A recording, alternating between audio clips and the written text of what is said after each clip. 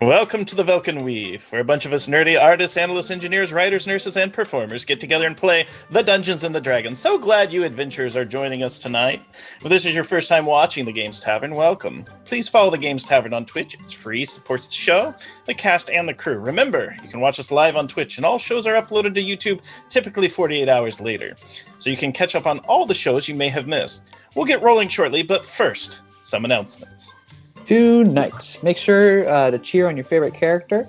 Sorry about that, Josh. Just realized that. Make sure to cheer on your favorite character when they do something awesome. Your bits cheers show your support for the characters, and we love you, friends, for your support. Your subs support the Games Tavern production quality upgrades to make better shows for you. And the Tavern upgrades goal is to get a new microphone for Michelle. What? Yeah. And I feel like I've remember, been called out. Yeah. If you have an Amazon Prime, you also get a free Prime Gaming subscription, which you can use to show your support to the show, cast, and crew. Prime Gaming subscribers get access to sub-only emotes and to a special subscriber-only channel on the TJT Discord. And I may have just accidentally X'd out my game notes just as we were getting to them. And it's just like, I watched them. And I was Now like, for a message from Deaton Tobias. it's not fair. Well, gosh, we'd like to go help the Velkyn Weave, but we're having fun being treated as the sovereign power of the swamp. Sovereign power. All right, so for those of you new to the campaign, let's bring you up to speed about the goings-on. Currently, the Velkyn Weave are in the southern regions of the Sword Coast. They have learned that there is a massive mustering of about 15,000 goblinoids that are marching to destroy the lands to the south. They are, in fact, known as the Red Hand of Doom, an army of goblins sworn to the Archdragon Devil Tiamat. The Velkyn Weave has managed to delay the Horde's advances, destroy their green dragon spawn hatchery where devil dragons were being bred. They even managed to make a deal with the mighty Ghost Lord by returning his phylactery to him and preventing the Velkyn Weave, preventing the Red Hand from having access to an undead army as well. Yes. However, they are being pursued by dangerous foes and fiends, unlike any they have ever faced. Now, here on the Velkyn Weave, we like to do something before we get into the action to give each of the players an opportunity to earn inspiration. I provide, inspired by the game Fall of Magic, a monologue prompt for the characters. So each player will have an opportunity to earn inspiration for their character, which they can use to either obtain advantage or to reroll a failed die roll. We like to homebrew that part. And the monologue prompt today is, these are the lessons I have learned along the way. And we will go Quentin, Renian, Eldon, Doliris, then Bope. So some of the lessons that I've learned along the way are that, there's always somebody that's tougher, smarter, quicker, but don't sweat it, because I have friends. Number 2, paperwork is important. Always paperwork. And number 3, there is no escaping family. That is what I've learned. I've learned that as you travel, you come across quite a few different types of people. Good, evil, bad, not so bad. And more often than not, they can be turned into allies as much as enemies. So all must need to be approached with an open hand. Red Hand, perhaps? Before all this, I used to think pretty much any goblin or goblin kin that we come across was bound to be an enemy that would scrabbling to kill us, steal from us, take something, kill somebody else. And sure, there have been plenty of those, but I've been pretty surprised by a lot of those we met along the way. I expected a lot of fight to the death situations, mostly theirs, that turned into surrendering and swearing some sort of fealty that wasn't a trick. There's some honor there that I wasn't expecting. You know, you think that's only reserved for the good guys, but everybody has their own code of honor in a way, I suppose. Huh.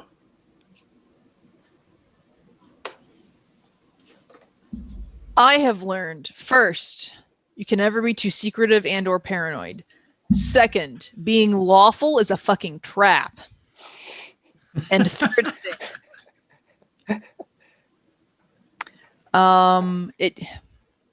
Timora is a very attractive religion to many people.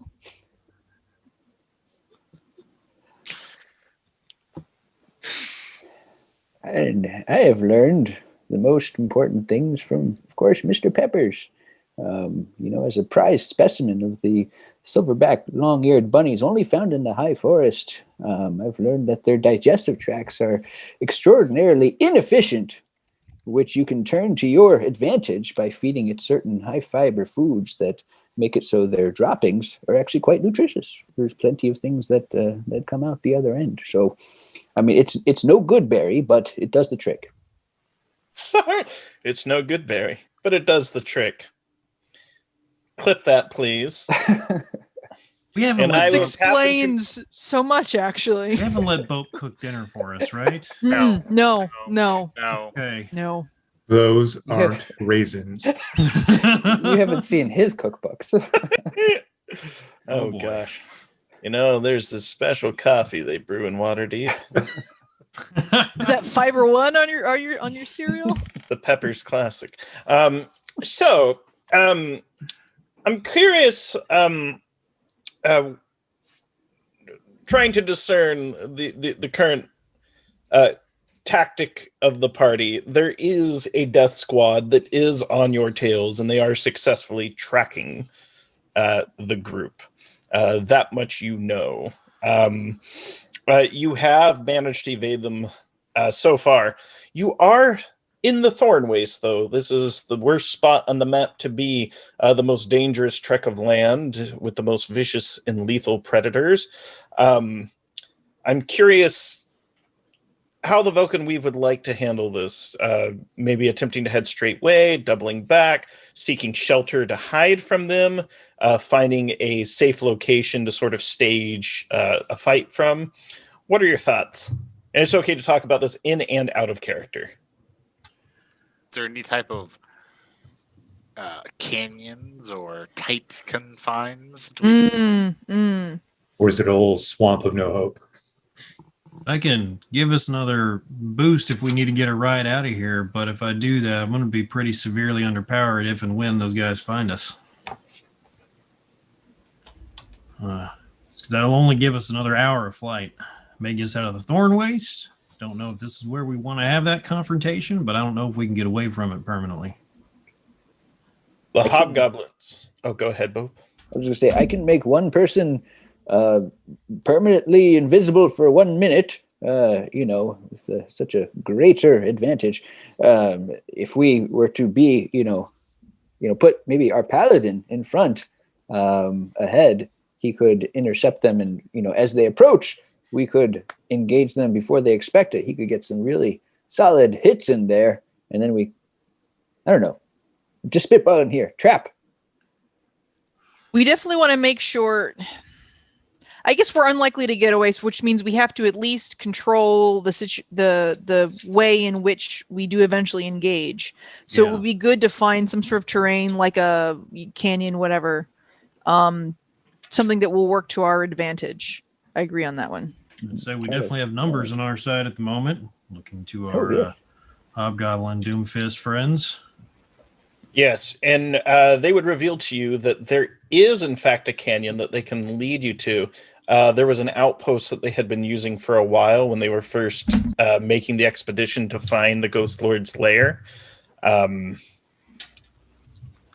there's also a location known as the Bones of the Desert that is considered to be haunted and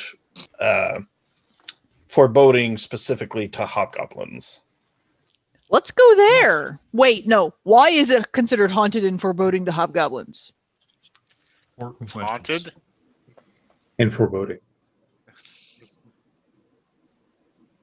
Any particular reason, or just because Just it's creepy. might be yeah. important for us to know if we're going to take some hobgoblins and or ourselves? They say that supposedly that's where the first goblins in this valley lived before they were massacred and driven into the mountains. Back when the Thorn Wastes were supposedly lush. Back before this lich sucked all the life out of it. They say, we don't think he's responsible for that, but that would be a very good story, as they kind of, nod in agreement. Is the outpost still manned? No. It's womaned, they say. No, I'm just kidding. I appreciate that. Yeah. The Doomfist monks high five Dolores. Yeah. Yeah. They say no currently, and it's hard to get to. It's somewhat defensible. Place to We start. could take you there. We need to fly to You're get not there. good. Or is it close? It's close enough. It's essentially, here's how the way it would go. You would need to get there before you're caught in the open. You might have to move double time. Unless you're trying to throw them off and take an extra long time, then they might lose track of you altogether. However, this death squad has been chasing you actually literally for weeks now. It's just they finally caught up to you. Like they had to go What through the attractors. swamps. They had to go through Vrath Keep. Over Hill and Dale. They went through Drellin Ferry and looked at the burn-charred remains of the inn, but they have hunted you down long. So yeah, you would probably have to move double time. Here's sort of the devil's bargain I will offer you. Good. We're gonna call You it can that right move. away. You can move double time, and you'll get there without the benefits of a rest, and you'll suffer one level of exhaustion, which isn't too bad, but it is a level of exhaustion. Yes. Or you can go regular speed. You'll have to camp for the night. You'll get the benefits of a long rest, but you will be caught before you get to the outpost proper. You said long rest, but we can still get a short rest, right? I think you said that earlier. That's either. I said You I'm got that willing one. to give you the benefit of a short rest because it is a longer trek than, it's not like from here to there. It's a longer trek. Does that- this take- yeah. Go ahead. I was going to say, I think we're going to say the same thing. I was going to ask if that was from the flight earlier, the hour flight away from the Ghost Lord's place. I would assume it would be afterwards. Okay. I'm giving you the benefit of the rest because, even to get to Brindle, it's like 240 miles or something from where you're at. It's a big trip. It's not fast. So I want to make sure that we reflect that in the fiction. Sure. What does exhaustion do again? First level gives us a disadvantage on all skill checks. You're muted. Well, we probably won't. Perception, not doing- useful things. but not Stealth. attacks, not yet anyway. Stealth, yes. Yeah. I'm willing to take that. Yeah, I'd be willing to. If we're going to a I'm big obvious feeling fortress surprisingly anyway. upbeat about our chances.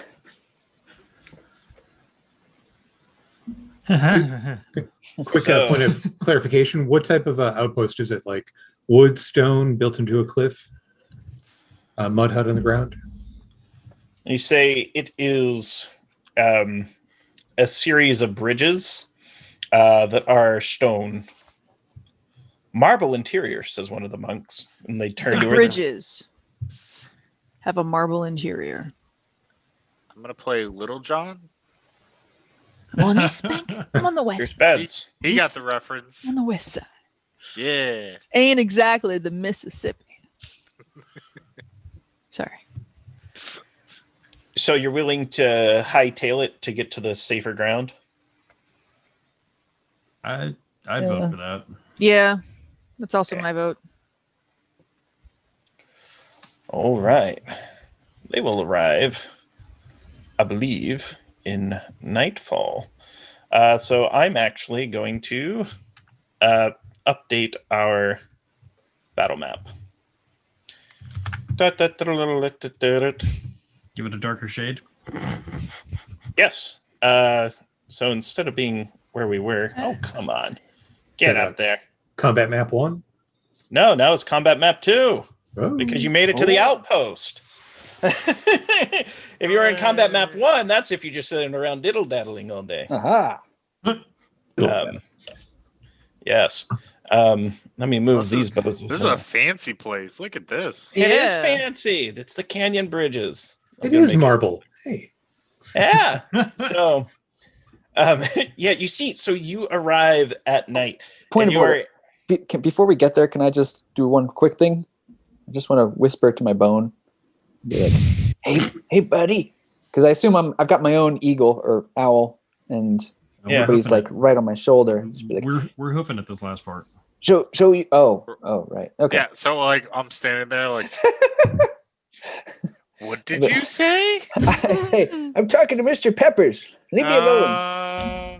Then I'll whisper even quieter. Just, you said you come out once a day. What do I have to do to do that, to coax you out? Just, do I have to say your name? Do I have to will it? He looks in your hands. Speak my name, and I will be summoned. Oh, okay. All right. Gonna be calling on you soon. Just hang in there. Stand by. Yes. Okay. Battle, bro. Little fist comes out, little skeleton hand goes back in. Look at Renyon, put a little carrot in my other pocket. Here you go, Mr. Peppers. You've had a rough day. Mr. Peppers has been dead He for has. 5 sessions. For those watching for the first time, Bope, played by Tom, managed to get a rare item last session where he has a bone that has been cursed by a lich that can be used to summon an undead minion of phenomenal power once per day. However, Is there There's- a however? Are you sure there's a however? I think that was it. There's Yes. always. There's a couple howevers, however. there may be conditions attached. However, number 1. And also for new viewers, Bope, perhaps more importantly, has a pet bunny that he keeps in his inside left pocket. Yes. If the bunny dies, we riot. That's the first however. So, essentially, you can position the Velkyn Weave anywhere on that map. And that's Ooh, essentially boy. going to set the stage of the battle. So- on that map, are the bridge tops, are they like open and then Bridge the tops buildings are are covered? Okay. I say we bunker down in the bunk area. There's only one entrance, and it's a good bottleneck.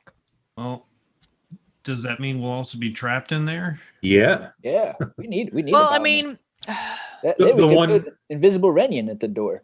Well, here's the thing. Like, that's not a big open area. That's a bunch of little rooms. Yeah. Yeah, those are each individual rooms with a central hallway. Very well, good. then how We can find about a bottleneck? The bottom that right kitchen-looking area off the dining room? Yeah, the bottom right-hand corner. I could deal Yeah, with that. yeah. Bottom right hand.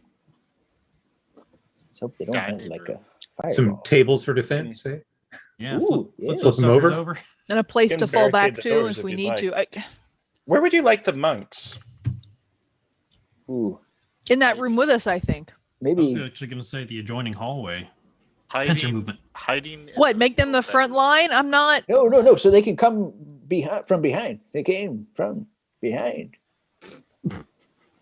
Say, front line, nothing. Renion's going to be like on one of the dining room tables waving his sword around. Like, come Isn't on. Well, I don't know about that. Well, there are 2 bedrooms on that hall. Maybe we have them hide in there very quiet and they can come out for a flank. Yes. Oh, I like that one. Or they could be on the other side of the bridge, ready to get them from behind. Do they have ranged weapons? You there? Do you have ranged weapons? Monks typically don't, I believe. Ninja stars. Hoo, hoo, hoo. Darts, daggers. They have darts. Ninja stars. They have All darts. right. So, yes, place self here. Send this. Send to rear. Order All right. back. There we go. Shrink So- our tokens down a little bit. Yeah. Oh, yes. I've cast one more of the non-detection scrolls since the previous one would have expired. Oh, Be that's up too that. small. That is very good. I was going to ask about that. Add it to my log sheet. You can also have them. Let us into the back. Okay, good. Did. If you would like, they could also be on the lookout for you if you'd like them to, on different sides. You can have them in the room before you, so that way you know that they're coming. I could minor illusion the mask somewhere, on the ground to try to lure them if we're hiding. I was thinking they could hide in these bedrooms here. Or Yeah, that's what I was pointing out. Oh, like where Bope is right now. Yes. As I run Have into them the hide room. in there. Come here, monks. Follow me into these bedrooms. Ooh la la. It's time for and a a place. They, I slumber was going to party. say they're like, ooh, our vows, our oaths, worn off the life. Oh, it's hard to say Hope no you to these. dog. It's like one stone shape away from locking them away in there. All right. Nah, man, they're good people. Yeah. Okay. I mean, So- do we want to all come back into this room, Dolores and Quentin? I like where I'm at. Well, I mean, in theory, if we'll be able to peek out. Oh, I mean, we don't exactly know when exactly they're coming, so we do need to Mhm. have someone to look out there. Someone sneaky, perhaps. Are any of the hobgoblins willing to go up, like in the other chamber, and like look out? They've all sworn their lives to you. Like at this point, they're willing to fight to the death if they have to. They have. But let's not be irresponsible about this. Yeah, let's not make that the first choice. Yeah. So I thought the point of having them hiding in the bedrooms was so that they could flank them. How could we flank them if we're engaging them in that room? Yeah. Well, if they come into that room with us, then when the monks pop out, they will be flanked. Or fireballed. Not if we're all standing there. I thought we would bring them back into this room where Eldon and I are. Don't worry, I don't want us to get too clumped up. What if we got to worry about like a fireball or something like that? Oh, that's true. That'll be the end of us. That's we don't need true. We don't need to concentrate. We've shown people why that's a bad idea. Spread out. All right. So take the next 20 seconds or so to position your token where you would like it on the map. I like where I'm at. I think I Okay. do too. Guess we're fighting in this room then. Now, this would be a time to set up any traps, like maybe puddles of oil that can be set alight You want caltrops? I got caltrops. and You know I love caltrops. caltrops. Yeah. Sounds like skill checks at disadvantage to me. You're gonna fail to drop those caltrops. No. Guys, Ugh, guys, caltrops are so heavy. No. Ugh. Is there a skill check in 5th edition for doing that? Well, if I wanted to like Roll hide them, proficiency. maybe. Really? Most of the time, yes. Not if you wanted to hide. You can use skill checks for many things, and typically it would be a proficiency if you are proficient or not. You have examples of other creatures setting traps, such as kobolds and other things, and you tend to follow those mechanics. But yes, it would be a skill check. However, it depends on the sophistication of the trap. Some things like having like running a string and setting bells on it so you know when they're coming, probably not a skill check to set up. Actually, what I want to do is the other side is where I'm going to dump some caltrops in front of the doors and stuff and make it look like that's the place that we've trapped up. Okay. Throw them up. They're not even in here. And if I got time, the same on the other one. You know, throw some string across the entrance. It doesn't matter if it looks bad because kind of want it to be seen. Okay. But I'll give you a check if you want. What would you like? Make a something to say. I'll let you do dexterity or intelligence with your proficiency modifier. Okay. It's kind of a deception. Like you're trying to deceive them with a trap. That is the goal, to deceive them in the wrong direction. But So intelligence modifier plus proficiency plus d20? yes, unless you want to 7, use 20 dexterity instead. No, 24. With 24 is intelligence. excellent. It is very well trapped. And go ahead and make a deception check. Oh, just in general. That needs to be at disadvantage. One moment. Oh no, he's gonna roll a 23. Second dice coming in. Oh, that's it's a 10. Up, so it's a 10. Not bad though. Like you didn't hurt yourself doing it. If you had rolled less than a 10, there might be one of those things like, "Hey, Bo, test this out." No, you test it out. Okay. Ow. Yes, they work. Rennie, And with that, would you like to be invisible for this? I don't know if that's worth one of your Spell precious slots. spells. Okay. One surprise attack for me is not as powerful as your magics. Oh, but what about every surprise attack from you? You'd be invisible the whole time. It wouldn't break.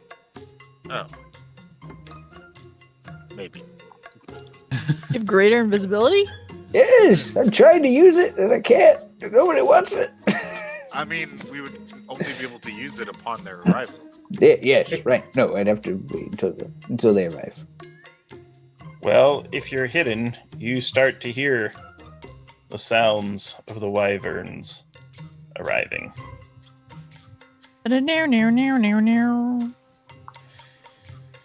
Peering out the door, the monk notices two individuals that are flying in the air without wyverns.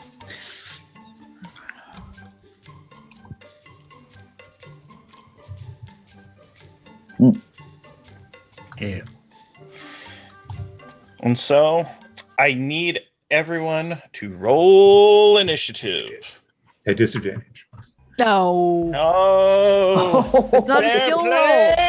It's not a skill roll. Initiative is a skill, right? It is Damn it. 16. 4. 5. I do love the game log. Hey, folks. Oh, I can see everybody's terrible rolls. Oh, I forgot disadvantage. That was a really good roll. Not as good. 10. Lowest cleric in the West. Right here. So even with exhaustion level 1, roll or D&D Beyond only rolls 1 die for the initiative roll. If you right click, you can choose. Right, but it should do it Not Automagically? Sure it does. No, it doesn't. I agree with you. It should. It should. But Rolling once or twice. What you got, Renyon? 7. big oof. Oh gosh, and your little munkles, they're all tired too. No. Like, no! Oh, that's bad. They go on 8. We're doomed. Doom Fist. Yes. We're doom fisted. Alright. That's something else. We're Hang on. We don't kink shame here. Red Both hand of of doomed. Alright. that. And then let me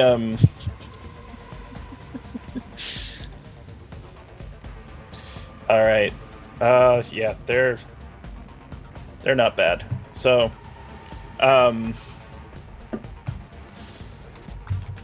so it looks like the wyverns will go first. Their riders will go second. And their leaders will go after Quentin. But before everyone else. Y'all got really good initiative. Yes. Oh, boy. All right. First things first. We don't find anyone in here. They failed to find you. Next, these wyverns comes forward and sees, rather, its rider. That is not the rider.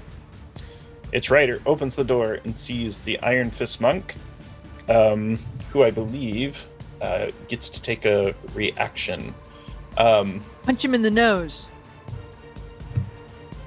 The Iron Fist teleports past it, What the shit? lands on the other side of the leader to fight it. They can yes. teleport? Oh yeah, We never you had to made fight. friends with them instead of fighting with them. I'm so glad we did that. Yeah. Yes. All right. Good job past us. The other wyvern. I'll make this dude shorter. He's not that big. They come through. They bust open. They see a Rinian. There's nothing else they can do on that turn, though. They're at the mercy of the Velkyn Weave. And Quentin gets to go next. The wyvern that's in the door, like closest to me, what is riding it? It looks to be a bugbear. He is garbed in black. He has heavy chains wrapped around his wrists. And you see a word that is written across the front of his studded leather armor that says, in Draconic, destroy. Well, okay He's then. metal as fuck. Yeah, yeah. Super subtle. So there's a wyvern attempting to enter the room? No, it landed in front of it, smashing the door, and then this bugbear is coming in through the front. Does the wyvern look like it's big enough that it could fit through the door? With enough work, it definitely could. It could squeeze. Okay. What I'm going to do is try to lightning whip yield Ryder off and closer to me. So he will need to make. I can find it here. Is this the whip you took off of the Stormcaller woman? No, this is a cantrip Oh, lightning lure. lightning lure. Yes. Oh, okay. I was like, oh, what did you get? Oh, there it is. Strength 15 saving throw. 21. Yeah, that didn't do anything to him then. Okay. Follow up then. I will try to push him 5 feet away telekinetically and shove my hand out at him. And that would be similar. Strength? I believe so. 13. Probably not. No, it's a 15. So he moves back 5 feet. Maybe off the bridge. Maybe. Maybe. Or not. He does move back. No, he is off. He is away from the door. You have successfully repelled them. With that, anything else, Quentin? Yes, I'm going to move. Done. All right. With that, now the leaders go.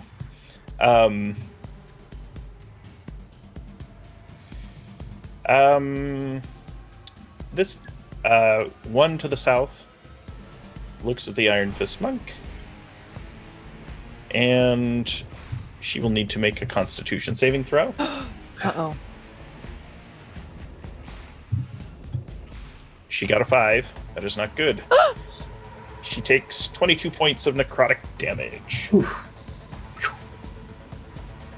She is very wounded. almost dead, but I not mean, we quite. can't see that. No, we can't. Then, But we would be gasping. We would totally be gasping. Mm. and then after that, he floats over to land next to her. Oh, Uh-oh. All right.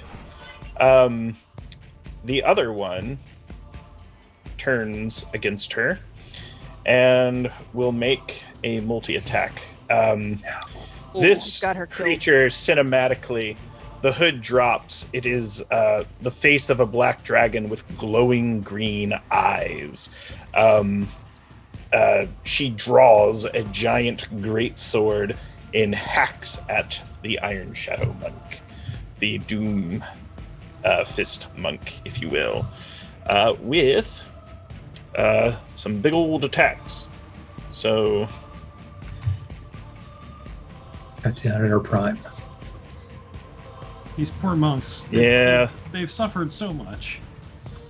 the first attack is a natural one. That'll miss. Natural The- one, still. Yes. Natural one. He chooses to succeed.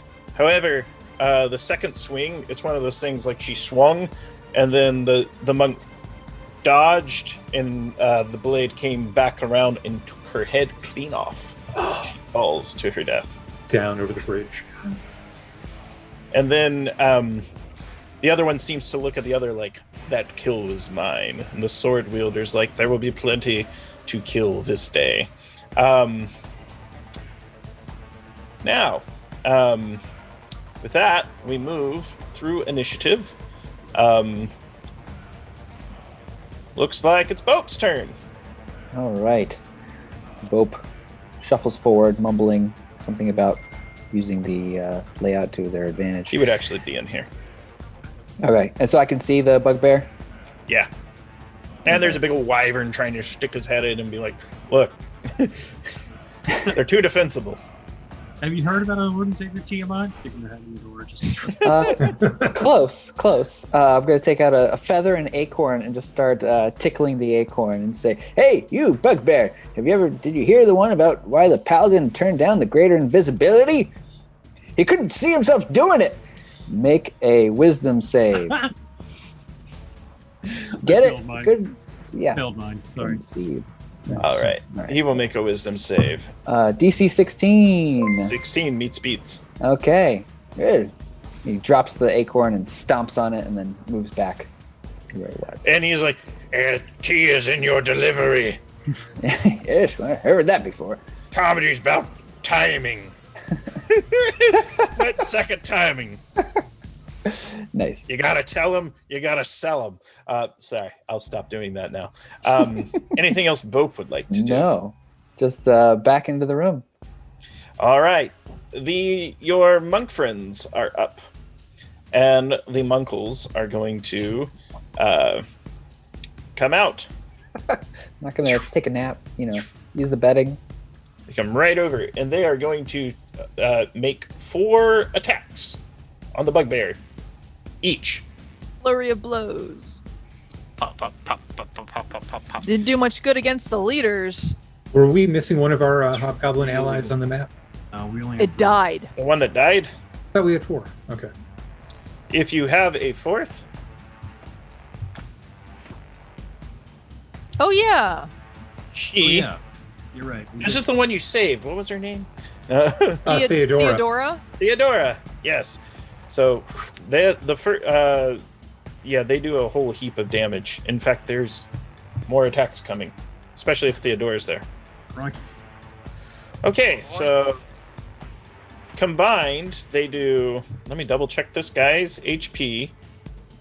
It's pretty good.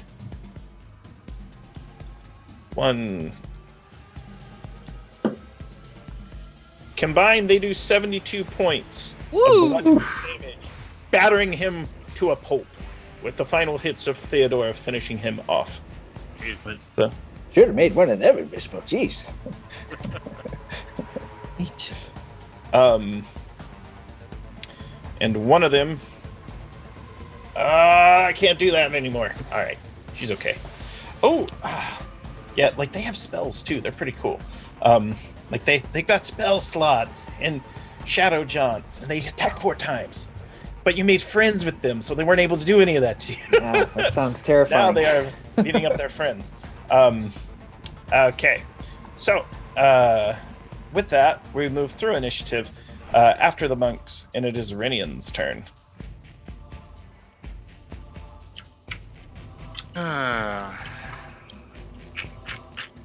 Well, I see that they have this well in hand, so I suppose I would be going this way and peeking around the corner.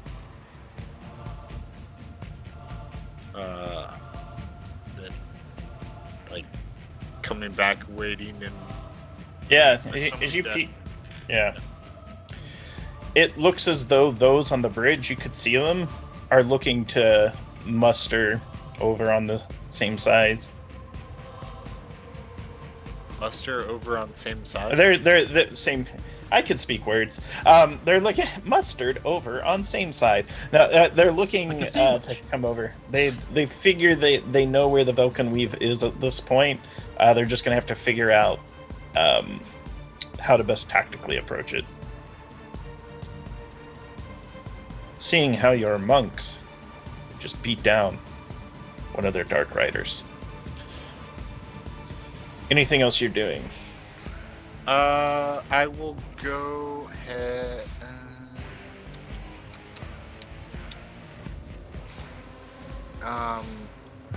No.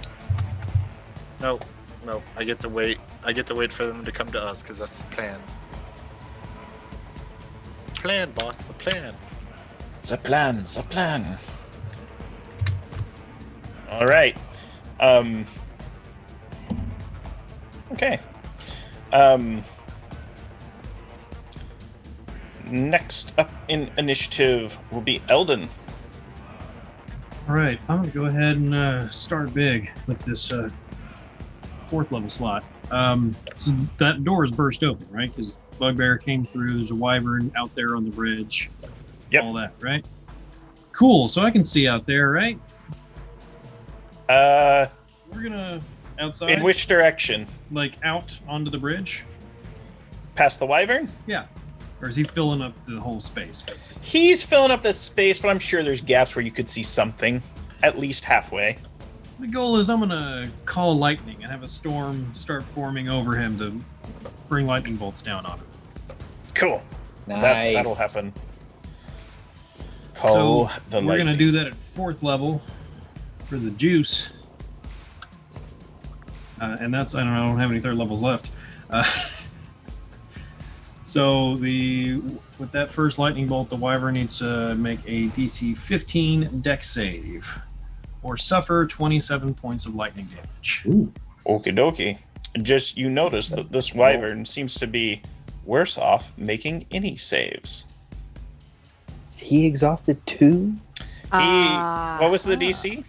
15. He's actually a Wyvern that has a tag, reduced threat, which makes him worse at saving throws to make them a little easier for you. Otherwise, just throw full-grown Wyverns. You know, these are little babies. That way your wind doesn't count. No, these guys are bad mofos. You got a 16. Okay, so still 13 points of lightning damage. We'll start with that. That's good. The Nimbus! They're here! A Nimbus, they come. All Anything I right. can do to, keep the charade going on. Like it. All right. Anything else, Eldon? We'll just go ahead and bonus action Shillelagh, so don't forget about it later. Woohoo! All right. Back to the top of initiative. Staying back. The top? Oh, Delirious, you gotta go. You are the top of initiative. Flattery will get you everywhere. You know the If, person going first, you go one before them. Yeah. if I shoot my crossbow at the wyvern, do I have get a penalty? Because of cover? No, it's a big enough target. Well, I was gonna say for the monks in the way, but that's cool too. Nah. Okay. All right, then I'm gonna shoot him with my crossbow. Legendary That's D&D. does a 12 hit? No, unfortunately, it does not hit. Despite their lessened condition, you're still too feeble a shot. I keep forgetting how much my dice hate me. All right. Anything else you're doing? Any movement? No, I kind of like the spot where I'm at. Yeah, I'm gonna hold there. Okay. Back to the top. So, wyverns. One's coming over here. This bugbear is running into here.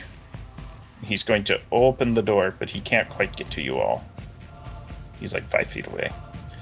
These folks fly in. Oh, come on. I messed up the whole thing. Go back. Ah, they shake the Earthquake. entire ground. There's an earthquake. Fire, He's- fight. Yeah. Okay. This guy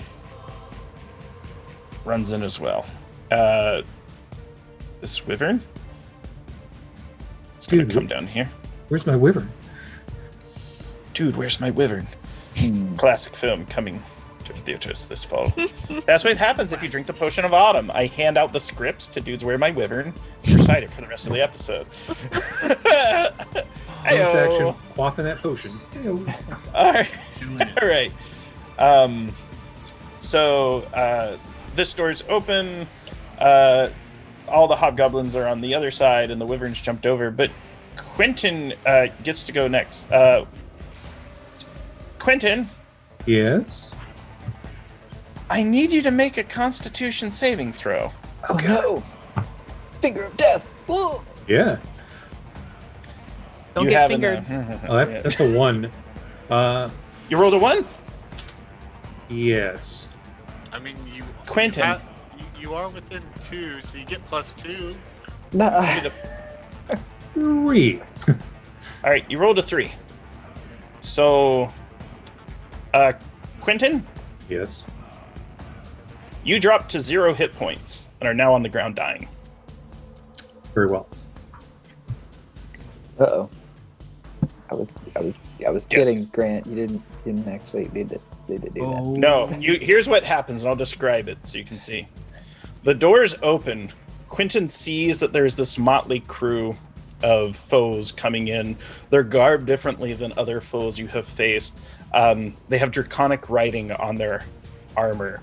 One appears to be a dragonoid, most likely some sort of spawn of Tiamat hybrid, wielding the great sword. There is a massive bugbear that has the word, essentially destroy written across his chest. But there is another individual, an individual that doesn't seem to carry any weapons. When Quentin's eyes meets the eyes of this creature, he dropped and fell dead. He's not dead, he's unconscious, and he will make death saving throws. And a warning, as we move through initiative, you can tell me you're averting your eyes now after witnessing that, but you will be on disadvantage to any attacks against this particular creature if you are averting your eyes. If you don't, you'll have to make a con save. Ah.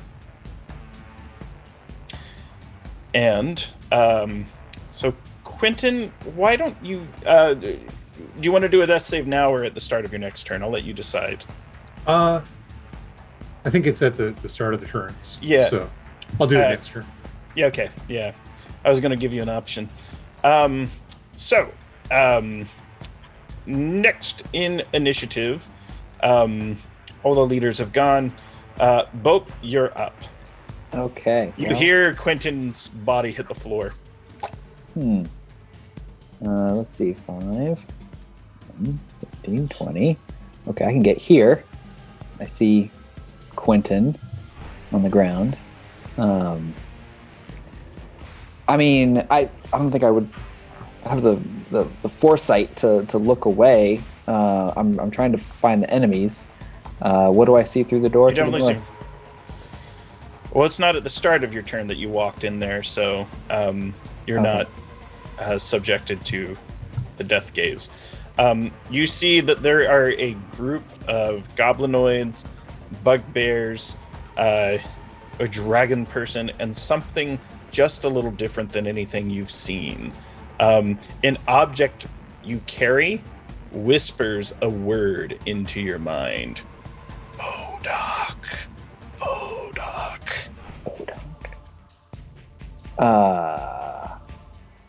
Well, that's not what I wasn't planning on going to that. What I really wanted to do is take out this acorn out of one of my other pockets. That if you look straight at it, it doesn't really. There's something wrong with it. It looks like it's distorted, like it's shifting. And as I crush it between my fingers, sort of a mist swirls down the hallway to through that doorway, and I'm casting the confusion spell. It is a 10-foot radius from a point I choose, and I'd like to try to hit as many of those people through the door as I can. To make a wisdom save. What is the effect of confusion? Go ahead and read it out loud while I make some saves. Yeah. So the affected target cannot take reactions and rolls a d10 at the start of each of its turn to determine its behavior for that turn. Oh, that's fine. And so then there's, like 1 through 10, what happens. At the end of its turn, it can make a wisdom saving throw and, see if it succeeds. And the DC is 16? It is wisdom. All right, and then let me roll this next one.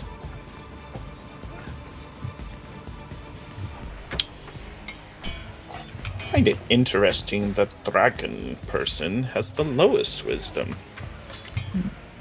What side they chose? Rolled a 19.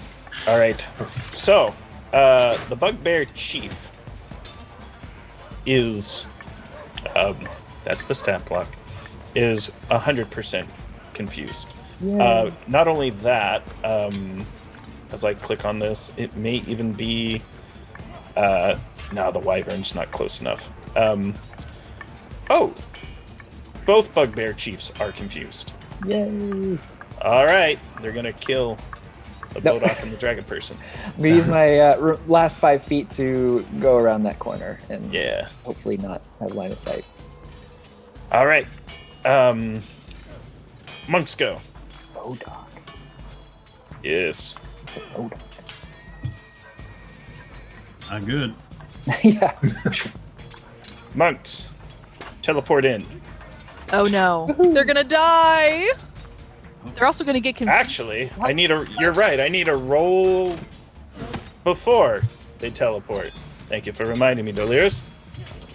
No, I was supposed to be so they decide not to. Why are they doing that? They take damage. One of them dies. The others are still alive. Why are they dumb? Actually, they're all still alive. They're trying to fight to defend you to prevent. Yeah, but there were wyverns right there they could fight instead of going into the massive cloud. Does Wanna the get eaten confusion by affect wyverns? them too, or is that just a one-time thing? No, it was just a one-time thing. All right. So none of them died. They all took damage going in. I need to note that because there's a chance they don't. Oh.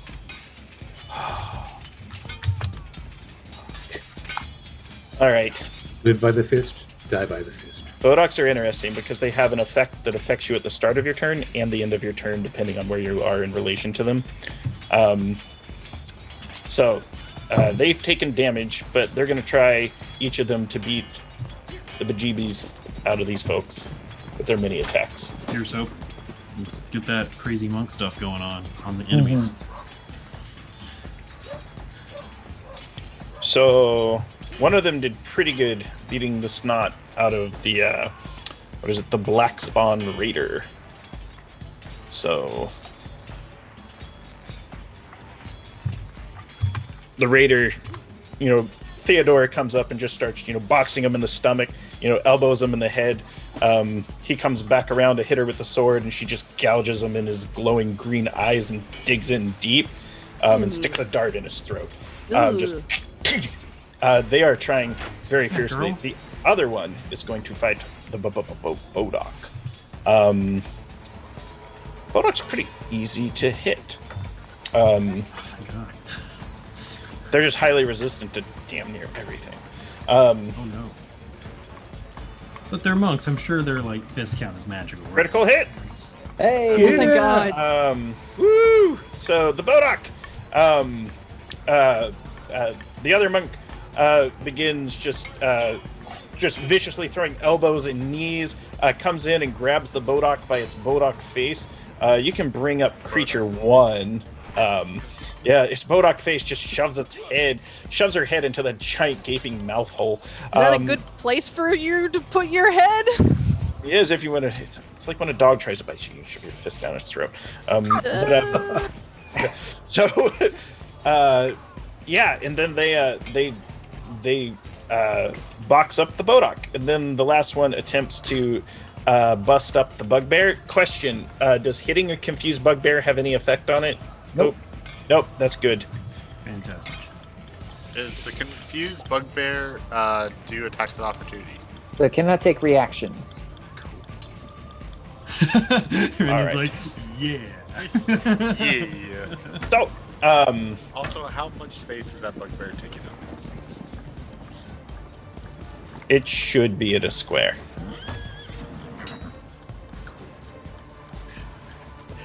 Cool. Yeah. They're just all big. Now they're little. All right. Ah, So, Too speaking big. of, so Didn't this catch bugbear. much. Okay, the Bugbear gets hit a few times too and gets busted up decently. However, all 3 of those folks are going to be under the effects of an additional Bodok effect. The Aura of Annihilation. What is that? Sounds Sound good. good? Sounds terrible, in fact. What it does is it finishes off your monks. No. Oh no! Oh. Do I have to roll for my imp, which was on my shoulder, probably, for the Bodok effect too? Can an imp be frightened? That's a good question. It is, yes, it can. It's not immune. Go ahead and roll. Also, if you're invisible, it also affects you, because if you see it, it's not whether or not it can see you, it's if you see it. Okay. Would this be a magical effect for magic resistance? Imp has magic resistance. Sure. Well, it's a con saving throw, so sure. Yeah. Yeah, I got an 8, so that's not. I mean, it's not like it's a spell. It's literally the innate being. It got a 10 because it's within 10. True. Got a 10. So your imp takes 16 points of psychic, actually 22 points of psychic damage, as I rolled. It is dead. Okay. Oh, jeez. Just pops. All right. Second familiar you've lost. Not lost. He just went home. I know where they're at. All right. And with that, Monks No More. Rinian, you're up. I need you to make a con save. My con save is a 23. You do not die to the Bodok. Do you take any damage? Can Rinian be frightened?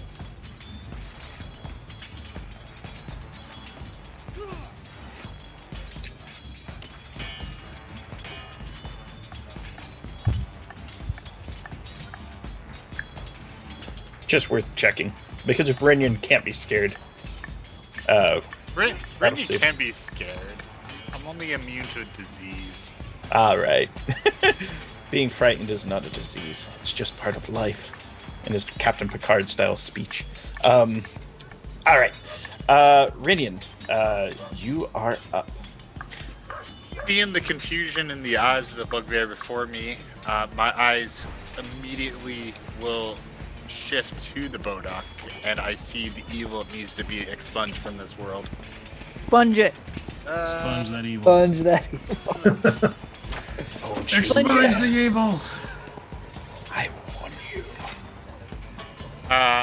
As he runs in, bonus action, Thundering Smite fills the blade. Or Thunder Smite dare fills the blade. First attack with his crackling blade upon. Let me open my Rinian calculator. It's open now. Natural 20.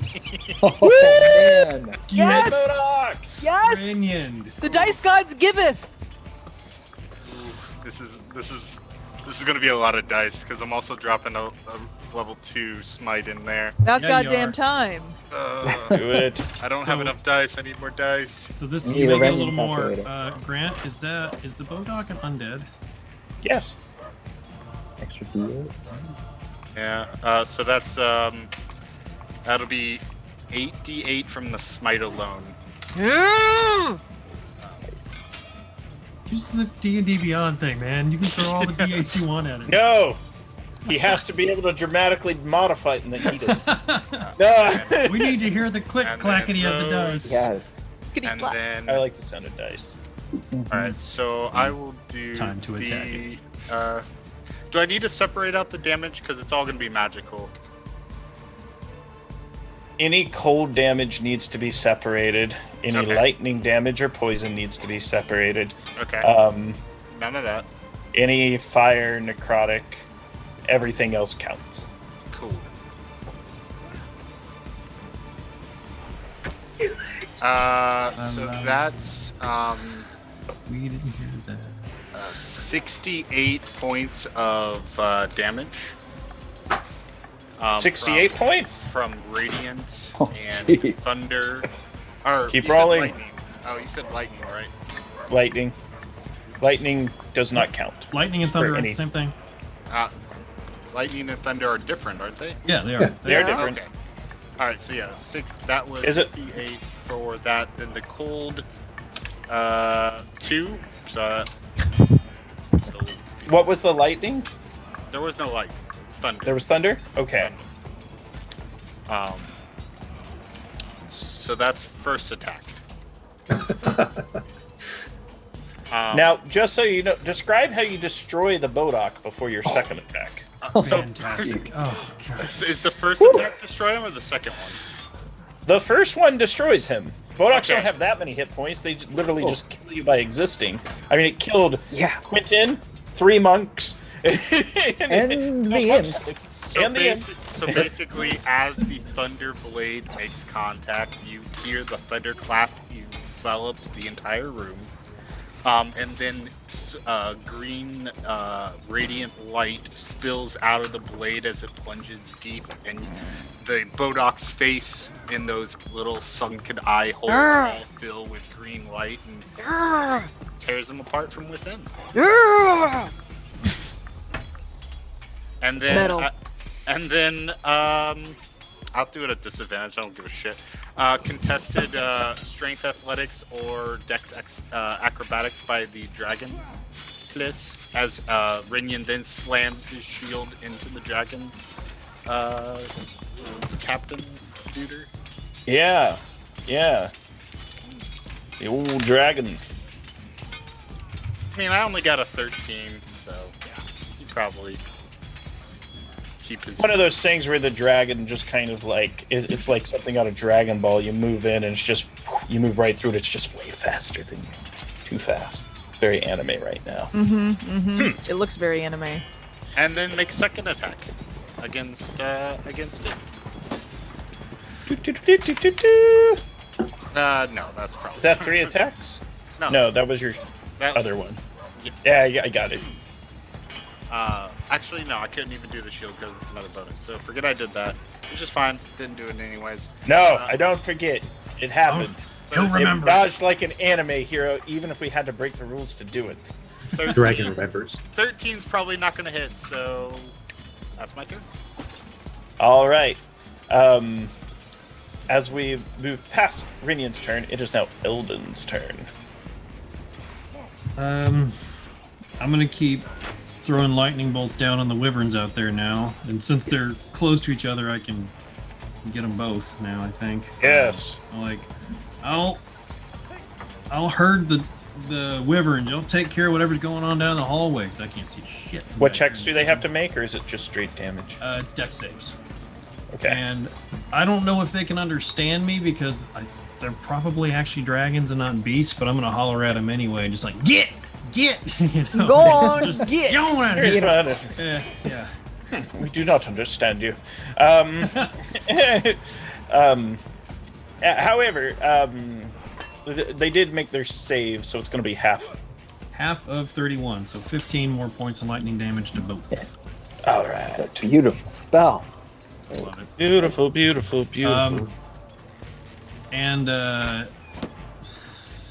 you know what? I will bonus action out my healing spirit. Not my healing spirit. My spirit totem. That's the unicorn spirit. I'll put it out on the map up near the hallway entrance for future uses of things. So I'll just put a little shape there for you if you like. Alrighty.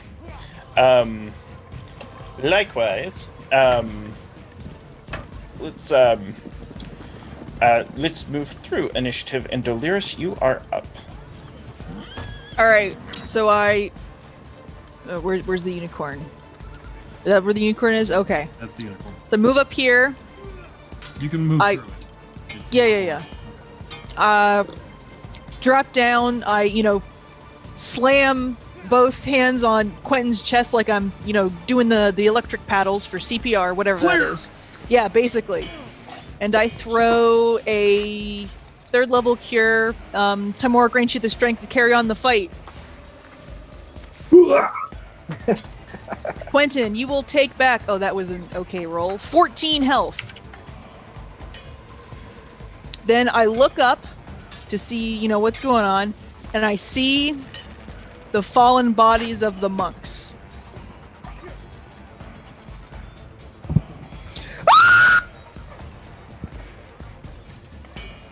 Aww. Screaming is a free action. Yes. All right.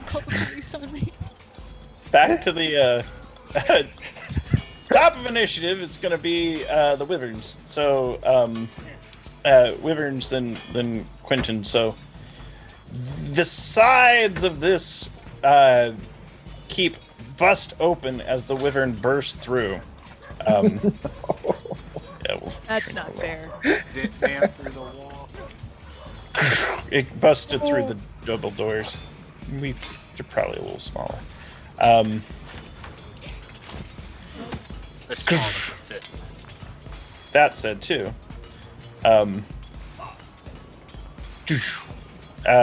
This one doesn't go in, though, because it hasn't been beating on the door for a few rounds.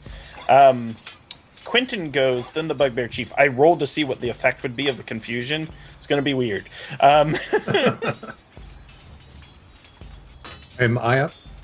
Yes. Quentin, you're up. Okay, I'm using my bonus action to quaff the, Potion of Superior Healing. And that is 51. So it's 10d4 plus 20. So I'm back in the fight. Standing up.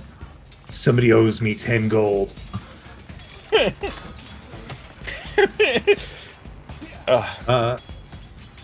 Wyvern. And let's see here. That wyvern that's kind of in the doorway, I will try to attack with cantrip here. Booming Blade. All right. 14 plus 23 to hit. 23 is enough to hit a wyvern. All right. 30 total damage. That is. There's some thunder in there. Is that Not reduced. Not Okay. on these bad boys.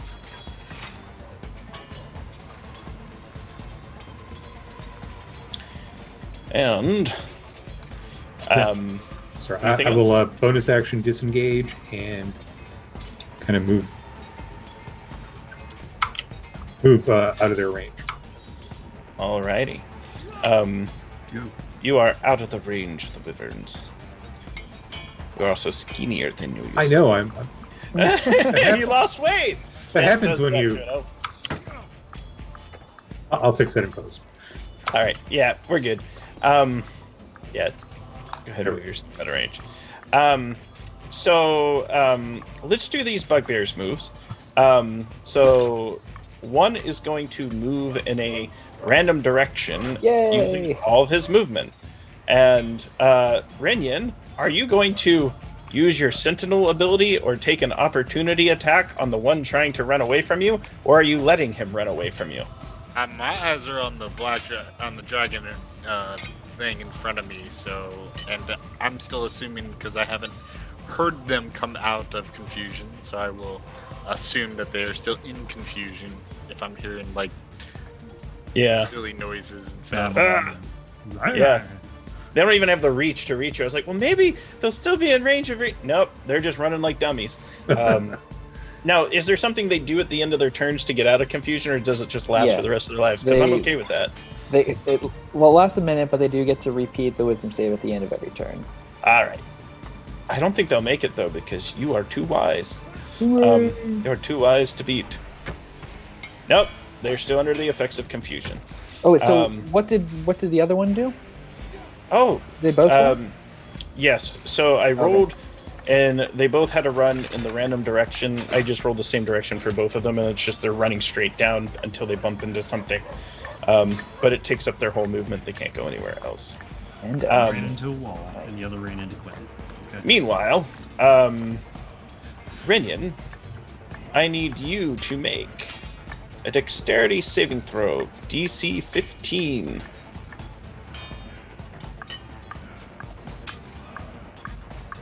Didn't hear you, Jeff.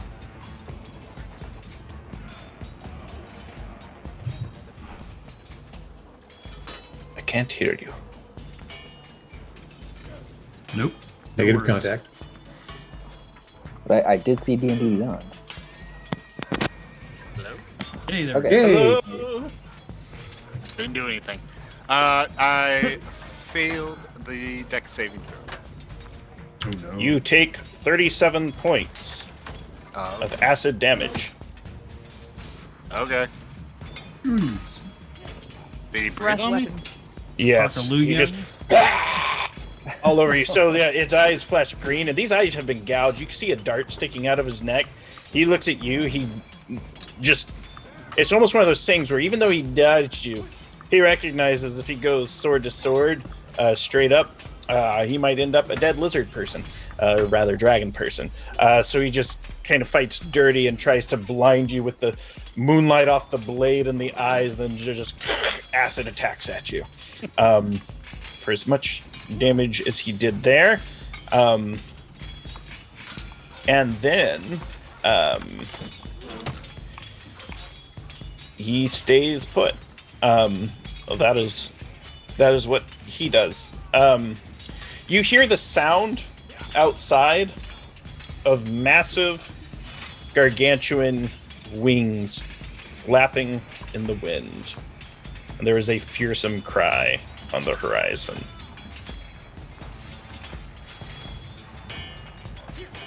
And with that, initiative continues to Bope.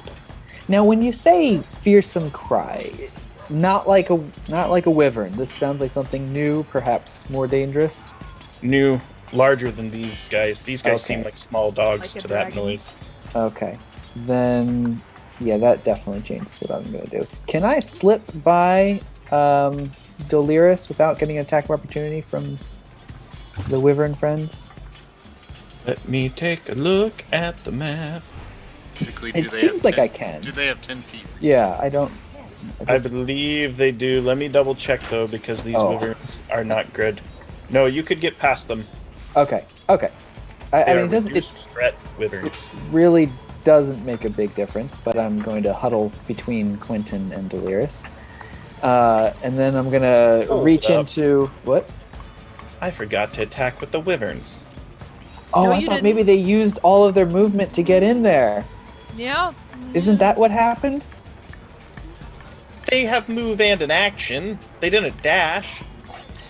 Yeah, I'm gonna say- at the door. I'm Really gonna tiny say- legs. No, bring it on. Bope is a tank. He's ready. I'm at full Robo-Bope. hit points. First round. You, All right. you can't get me. You can't get me. Right. Okay.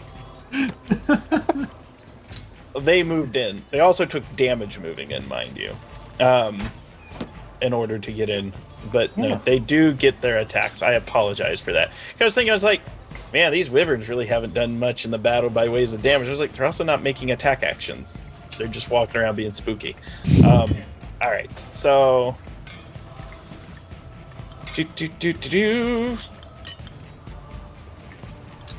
Armor class 16 to bite. Mage armor makes it 18, so no. Doesn't hit. 19 to pierce. Shield.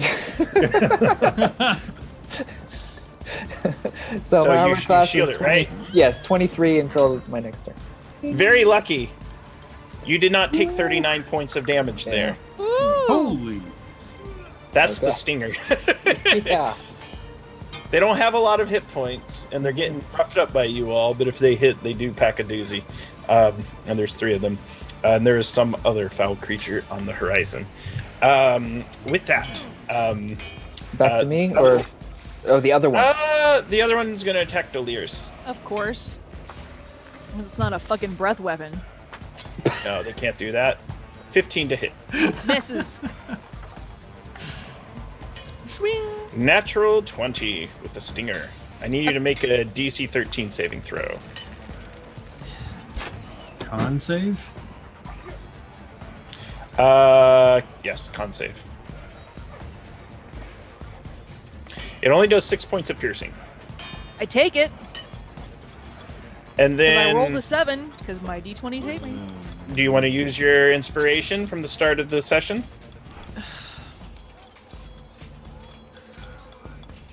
Yes. Okay. Because it's going to be 29 points of poison damage unless you have it. Oh, okay. Yeah. No, let's have that. All right. Go ahead, roll the inspiration.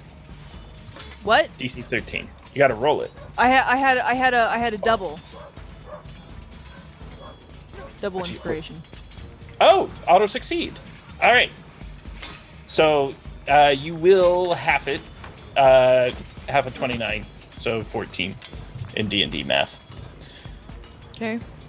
And now we move to Bo. Okay, Apologies. so now it definitely doesn't look like I can sneak by there. So I will huddle in this corner and open up my robe a little bit, and no peep shows. Pull out the bone and say, "All right, Nicodemus, this is your time." I'm just gonna hold him out.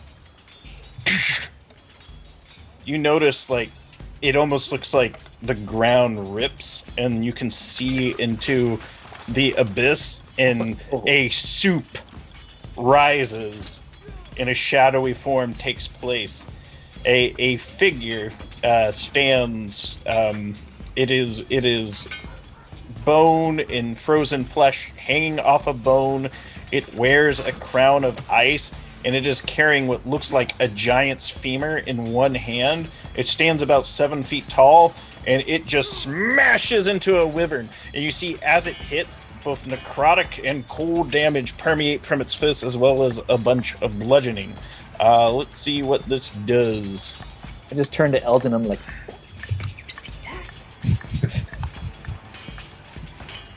Very well. Yeah, so that'll do it. And you notice it just shatters the face of that wyvern, and it just keeps smashing through, and its head is just flattened like a pancake, and its body goes limp. Now, it did happen to roll very well, and that one had been hit a number of times.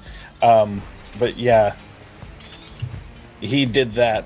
And you notice he sort of looks around, and this is one of those, you think of spells like Summon Greater Demon and stuff like that. Essentially, you got to maintain control of this monster. oh, All right. However, currently there are things for it to kill. And Rinian, you're up. Recovering from the splash and shaking off the last of the acid, Rinian fixes his opponent with a glare as he fills himself back up with Sylvanus's vigor as he lays on hands to prepare for the next round, and that'll be my action. Actually, Nice. I'll shift a little bit this way to move away from the door as I hear that other wyvern out there. Yeah. Eldon, you're up. Okay. Nothing for the lightning to strike because they're all indoors now. So I'm just gonna hold on to that for now.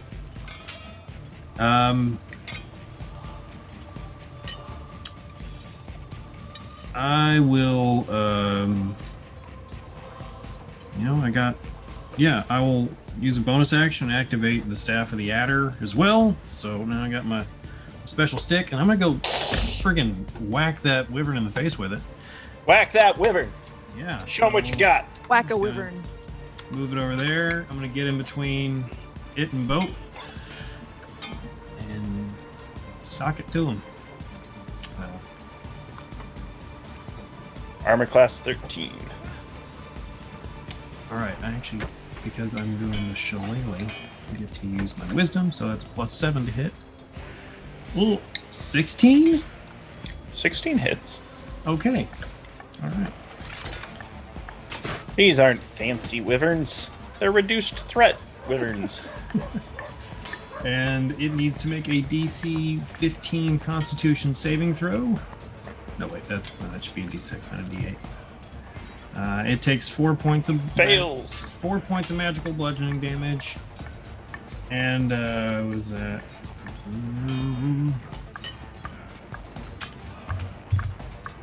Oh, that's a good roll. 16 points of poison damage. That's great.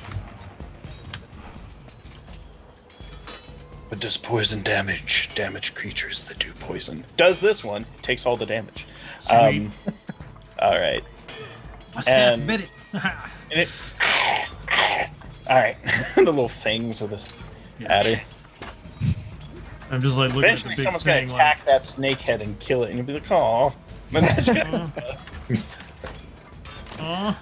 my favorite stick. Anything else? Bonus action, move action. Yeah, I'm just gonna hang out there in front of No, I'm gonna hop up on that table now as well. Nice. Actually, be a little closer to Delirious as well. That's all I got. Delirious is up. With a scream of rage, I charge up next to Eldon and I stab the hobgoblin with my dagger. I don't care if my With dice your hate me. crossbow, just like jam it into Nope. his face. 12 to hit because again my d20s hate me and I can't beat a 10. You fail to hit the hobgoblin. Yeah. Bugbear. God damn it, d20s. Roll 20. No. Ooh. D&D Beyond. Damn it. I'm more damn it. Anything else? No, I got nothing else. All right. This wyvern busts through, but it is not able to engage. There's too many people. I need to roll for these bugbears. Yay. Is it at the top or the end of their turn? So they roll to see what they do, and then at the end of the turn they roll to see if they make their save. Good golly, here it comes. A lot of rolling. All right. Just so everyone's tracking, D&D Beyond has not rolled above a 10 on a D20 in over 10 rolls. Yes. I think it might be glitched. No. That seems unlikely. Does seem unlikely. It just hates us. Hold on. Let me do a test here. Creature can act and move normally. Oh. They rolled a 9 or a 10. Yes. Oh, there was a no. That was a Roll 4. the other one. Oh. It's It's just odds. Y'all are reading too much into like a hand. We haven't even. No, rolled no, any hold times. on. No, this is a good point here because I just keep going, and The other one continues to run out the door. well, maybe I'll use up all of the less than 10 rolls. If he All keeps right. going, he's going to hit those caltrops. There we go. There's a 16. Those are on the lower tower, but you never know. He might randomly run into them. No! Ah! All right. And old Black Scales is gonna take some swings at Renian. What's Renian's armor class? I'll call out what I roll, and then let me know if I hit. This creature is not in D&D Beyond, because it is a Black Spawn Raider from the Red. 24 and 18 are the two attacks. 24 a hit. 24 will hit.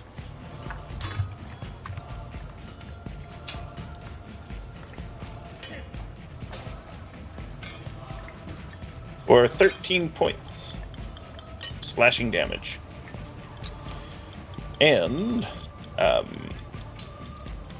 ain't no thing for Ren. doesn't yet has not recovered the other one. However, the loud beating of the wings, no one's outside. It sounds like it has arrived at the outpost. And with that,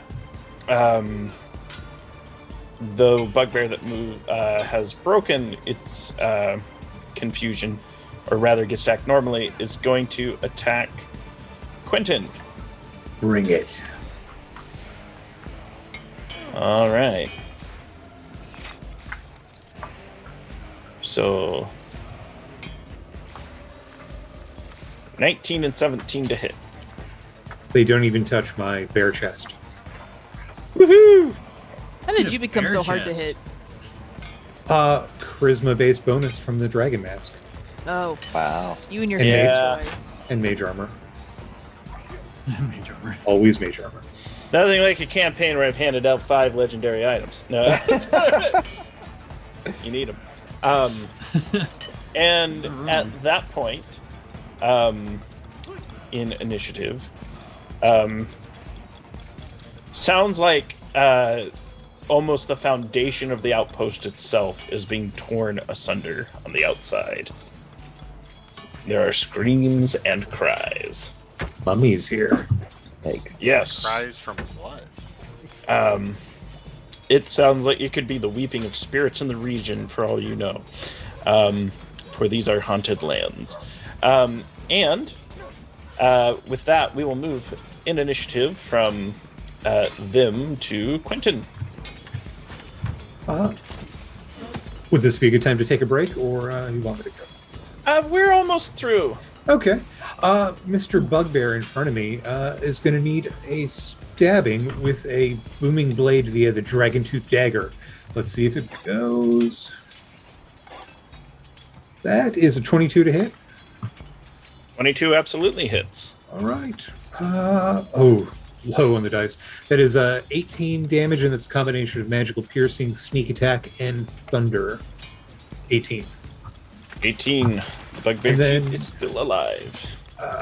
Can I do?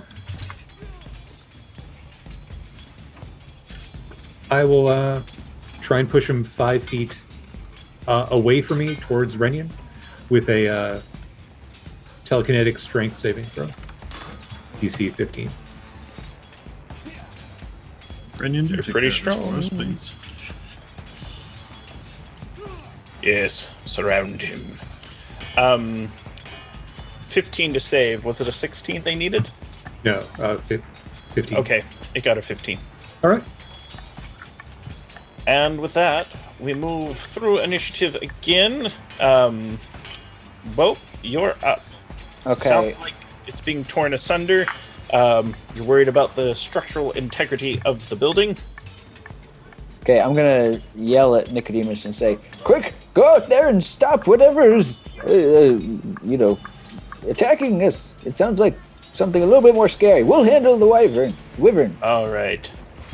And Would you I don't know like how this to- works. Is that my action? Would Is you that like my- to? No, he moves an axe on his own. Okay. Question for you. Would you like to look through his eyes? Because you can. Sure. Yes. All right. He steps outside, and you see an old friend has arrived. I thought it might be him. Fegalos. And Oh, no. riding upon him in her broom, Blanche Lafayette. Yeah. And they are beating the shit out of the wyverns from behind, just pummeling them with spells and all their abilities. And with that, I think it's a good time to take a break. Why don't we? Sounds good. So, Jeez. He's still gonna yeah, that have, was on time. have it attack him. Doggos. So, We'll get to that. Like, never mind, Nicodemus. Stand down. so don't forget to ask character questions by typing question in all caps, followed by your question and which character it's directed at. In the chat, we also have some Patreon announcements. Michelle? Games Tavern Patreon is a great way to support the show and get useful content. The latest update includes early access to the interview with Nerdburger games designer Craig Campbell and TTRPG streamer Matt Fellman, paint plans for miniatures painted on That Mini's paint show, and a new battle map to plug in your encounters in the games you run. Just check or go to patreon.com/thegamestavern, all one word, and get your hands on this amazing content. Patreon. We will in a see bit. you. See you in a bit. In a few. Bye.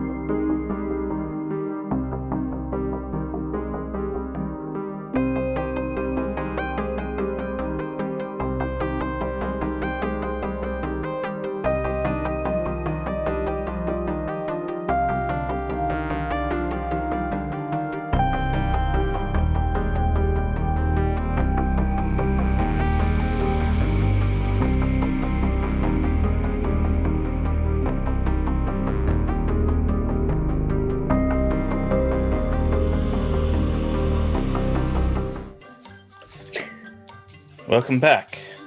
Let's check some questions for the characters and then get back to the show. So we have a question from chat, and the question is, how did Nicodemus get his name? I know Tom, would that you like to one. answer? Yeah, both can answer. Yes. Well, back in my hometown of Turin Peppers, we had a phrase when people were getting hit by financial hardship, and you get nickel and dimed. And in Gnomish, it sounds more like Nicodemus, and so that's why I named him that. Yep. That's the gospel truth. And Tom and I met offline. It was actually a 3-hour conversation about his village and upbringing. It was a hell of a Saturday. I'll never forget it. And that's where we came up with the phrase. Or not. That is one of the Ghost Lord's minions that has been granted to Bope as a sign of Bope's diligence to his studies. Professional of the, respect. Art of necromancy. He was given several gifts by the Ghost Lord in secret. We are going to resume the action just after combat, and we can pull up, I believe, Creature 1. Yes, Creature 1. Because Fegalos, the flying disaster, a friend of the Velkyn Weave, with the broomstick flying Blanche Lafayette, also an ally. Word friend used. Yeah, she's got her flying broom. And her book. Like, she has her book she's reading while she's like wanding wyverns. She rides the broom side sideways. She's a lady. She's a lady. So I don't want to miss. I immediately, after seeing through Nicodemus's eyes, some allies approaching, not in fact are certain to doom and destruction. I'll just say, Nicodemus, back to the bone, quickly, post haste. Make a persuasion check. Oh no. Like Can that. I? At disadvantage! I'm Oh no, sorry, I'm Dave. using I my don't want to. this. Open Okay, the vault main doors, Nicodemus. I have Can't. not used my my inspiration in months. This is the time. Using my auto succeed. He's using his 6 buildups of Yes. inspiration. It's gonna take all 6. That's a big pile of bone right there. Yeah, He just he stands starts over walking me. towards the bone, getting shorter and shorter until he's finally little and climbs inside. Does Bob feel the drain on his soul that using all that inspiration caused? Yeah, he is left in a stupor of thought, as they say. And essentially, Eldon's left in a stupor too. He's just staring at Bope like, I just heard You're lucky that Rinyan's like nowhere near this. exactly. That was I the suspect crisis. he'll hear about it though. That was the crisis averted. yeah, Yeah. and here's essentially what happens on like the Rinyan side. Rinyan is going toe to toe with this black spawn raider and the wyvern, and he is fighting admirably, and he's fending them off. The dragon blasts through the door as well, taking out the wyvern and catching the leader, who falls onto their knees in front of Rinyan. You have a choice. You can capture them or kill them. It's your choice. She Kill is them. down. I'm always one for sparing mercy, particularly if there's information to be had. And I don't know if I've seen one of his kind before. We most likely have not. So, the Bugbear Chieftain's gun, Homeboy's gun. But yeah, so essentially, the Velkyn Weave has the leader of the Death Squad at their mercy, and Blanche is like, seems like they had everything under control. Fogalos says that whether they do or not, it's our job to check out our buddies that I have a life debt to when they call for help. Did great She's work like, there, you know. Fugalos. Yeah, he's just like, and I'm just saying, there's been some scary stuff happening to the north, and they are on the move quickly. There's been ghosts that walk that have been falling apart. There's been dragons much bigger than me flying by night. Uh-oh. It's terrifying. Not that I'm one to get scared. You can see his wings shake a little, but he's like, we figured we'd come to. Yeah. The presence of Thelgalos kind of breaks me out of my awestruckness with the whole undead monstrosity thing. Like, oh, thank God he's here. Okay, Thelgalos, buddy, how we doing? Oh, it's been a long day, man. Long day. Long life, he says, and kind of like you can see that like she's pretending not to care, but Blanche has like a little floating tea kettle. Kind of looks like Mrs. Potts from Beauty and the Beast. And they're talking, she's like, hey, pour a nice spot of tea for all of them. It's like a talking tea kettle, and like she's setting up warm cups of tea for the group. These animated objects, kind of. That. We're like, so Blanche, we spoke to the Ghost Lord. How'd that go? Well, still stuck on himself, still weeping in his hallways. Didn't stay long enough to see that, but there ain't gonna be no undead army coming against the folks up north. In fact, it's probably gonna go up against the Red Hand now. Cheers. Blanche has never looked impressed at anything in her life, but her eyebrows don't lie. They like go up Audrey Hepburn style, and she's just like, like, holy cow. Has to like grab him and push him back down again real quick. It's like, no, hang on. Get back down here. Yeah, and she's like, what news of the Nimbus, she says. She turns to Quentin. They've moved through this place like a tornado. We can see that. Douglas like, who are the Nimbus? Kind of looks around suspiciously. That's Quentin. We also cloud giants, are they? I don't like them. He has reasons not to. Yeah, Quentin. They actually are cloud giants. Cloud giant mercenaries who are dragon slayers. Well, that sucks. Why can't they do something useful? Like garden. There was one cloud giant. He took to gardening. Or like Furlong, the treant guardian. Y'all remember him? He was good at chess. Emerald Enclave. Nice guy. There's a few other friends that are going to help us on our way. And you see kind of up on the hill of the canyon, a tall, familiar figure. It's Uncle Jor and his hounds. And then a much larger figure comes up from behind, and it is old Werkelmal, the forest giant, as well. He's still alive. He's still alive. Pumps. Yeah.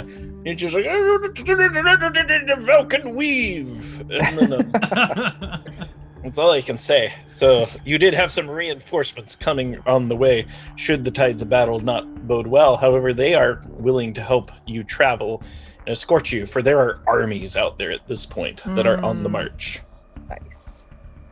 This dragon lieutenant that we faced here. Oh yeah, you still got her. She have a name? Dolores hasn't killed her yet. Not Yes. yet. My name is Salissa. How are you tracking us, Salissa? You leave heavy footprints, she says, and she kind of looks towards Renian's direction. You also talk a lot in your travels. She kind of looks back at Quentin. And you seem to attract followers, she says, looking at Delirus. I spit on the ground. Surprised you didn't look at the dead hobgoblins. Terrible habit. Oh, we saw those, and they look at Bope, kind of like judgingly. Hey. But we were sent to find you and murder each and every last one of you. Didn't work out. Well, not for long anyways, she says, motioning to Quentin. I got better.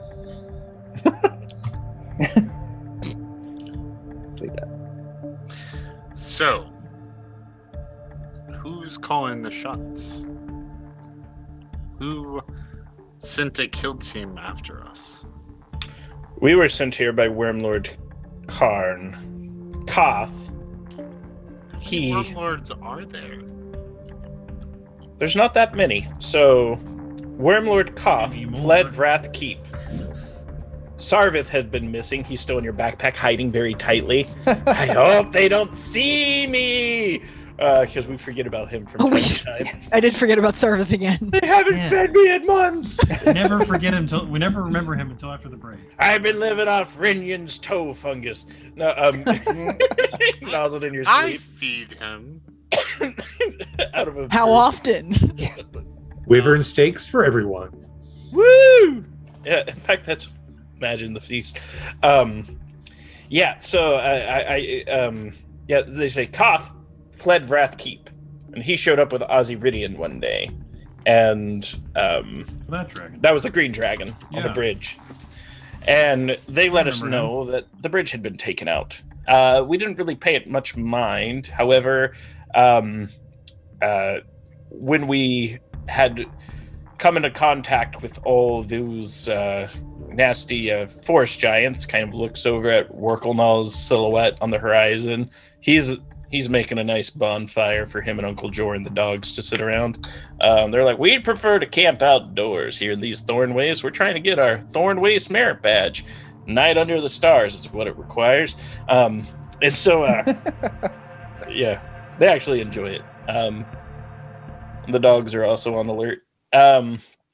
He goes, the forest giants put up a heck of a resistance.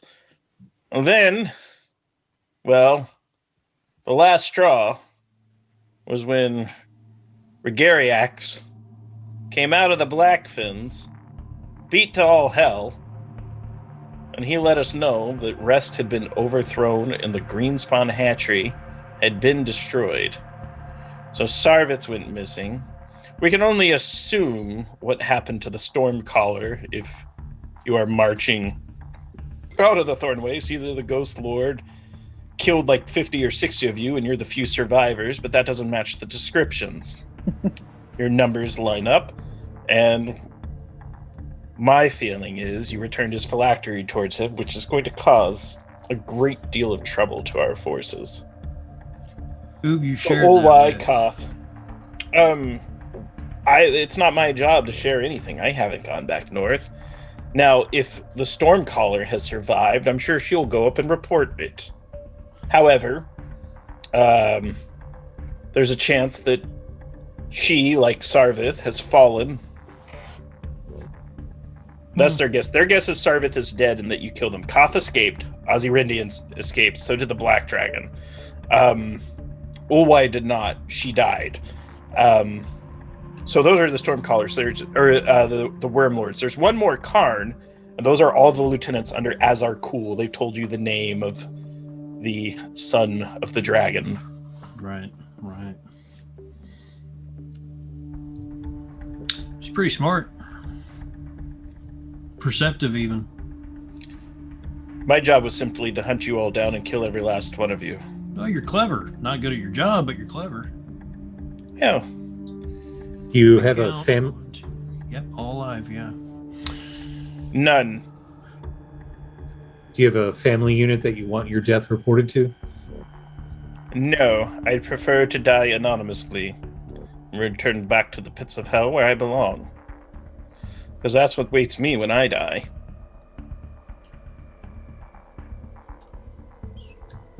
Done. So be it. All right. Celissa falls dead. Blanche snaps her fingers and a tiny servant mop comes over to sort of clean it up. Ope looks impressed. And with that, I start doing funeral rites for the fallen monks. And I go down to the river and see if I can find the other one, the first one that died. Yes, you recover all the monks. Most of them, it appears, the last group to die died of necrotic injuries, unnatural. The first one looks like its heart stopped completely, then died on impact. Do they have any personal effects on them, like medallions or keepsakes or something like that? Only their robes, and they have their darts. I'll help her if she lets me.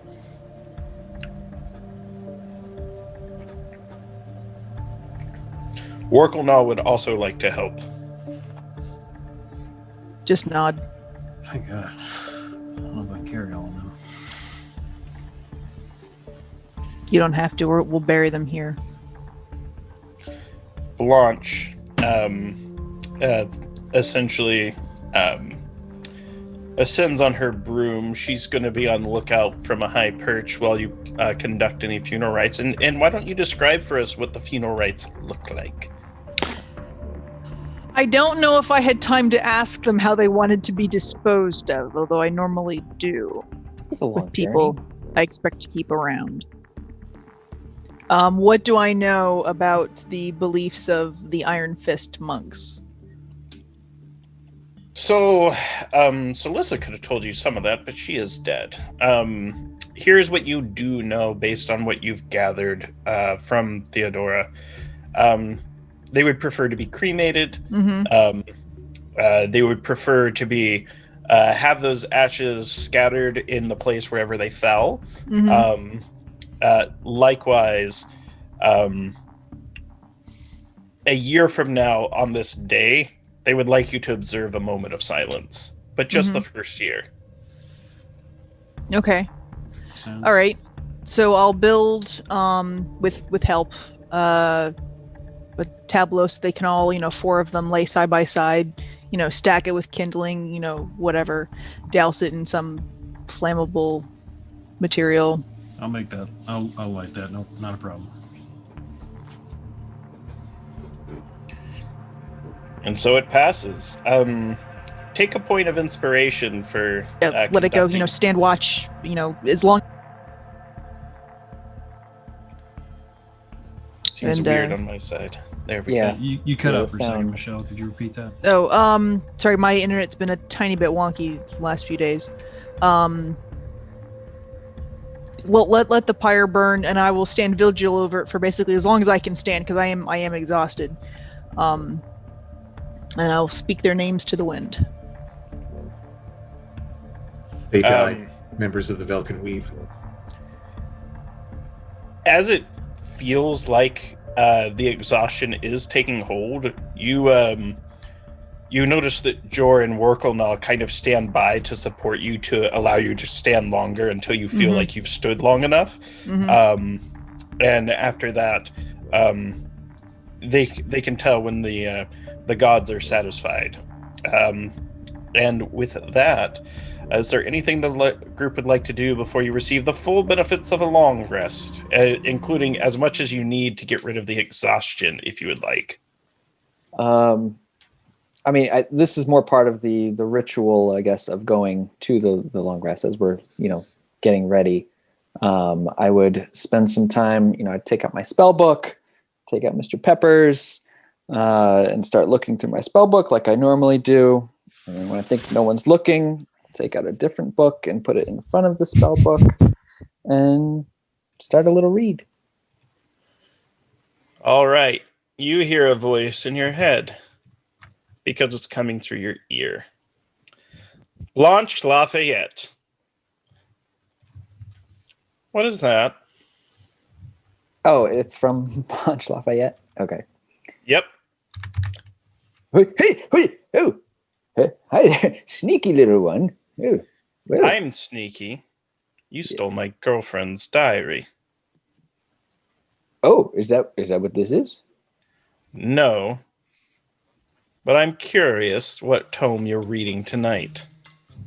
Well, I'm a big, fan of interesting stories, fictions, recipes, and I don't know. I found this one in the Ghost Lord's library.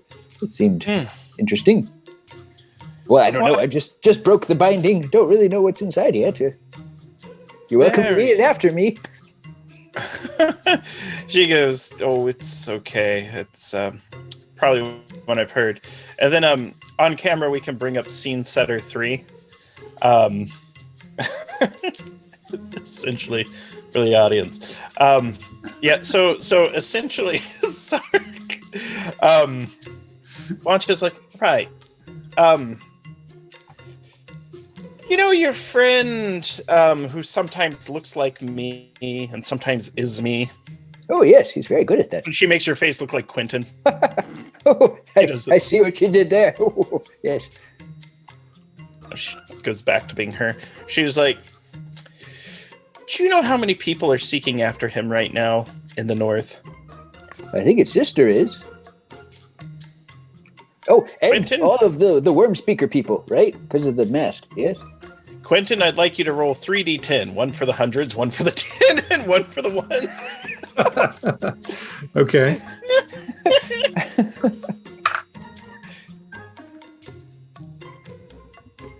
Let it be a 10. Let it be a 10. Let it be a 10. 398. We estimate up to 398 souls are seeking after him and that which he carries at this point. Oh, that's a lot. Yes. Quite a popular man. I knew this was So- going to happen.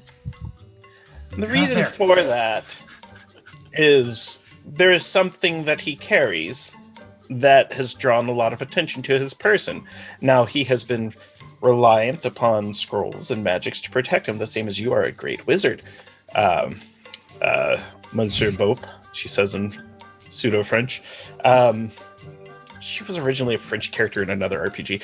But, Monsieur Bope. She's like, oui, oui.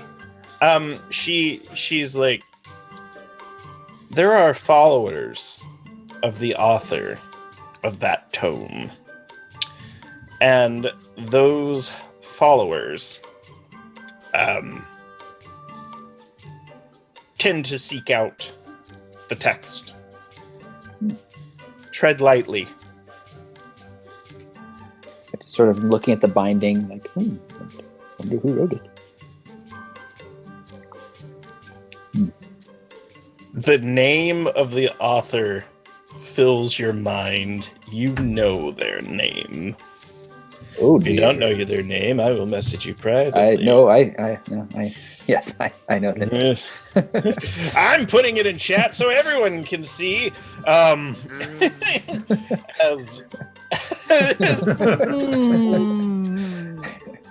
Ooh, oh, that's this could get hairy. Well, Quite. you know that mask does a lot of really good things for Quentin, and by default, the party. as that tome, while ultimately might be used from a position to do good, will only result in the opposite of it. However, I have not been granted the foresight to see that which might happen with it under your usage, and I think you have a part left to play. And then, with that, she flicks her wand, and a small little, like, tea kettle guy walks up, and she looks at it. She says, "No, dismissed. No need to keep an eye on him. Someone else is." And then she departs. Now, she's referring to the author of the book, possibly. Oh dear. Yeah. Just Drawing the some one, though. attention. Just the one. That is the pun.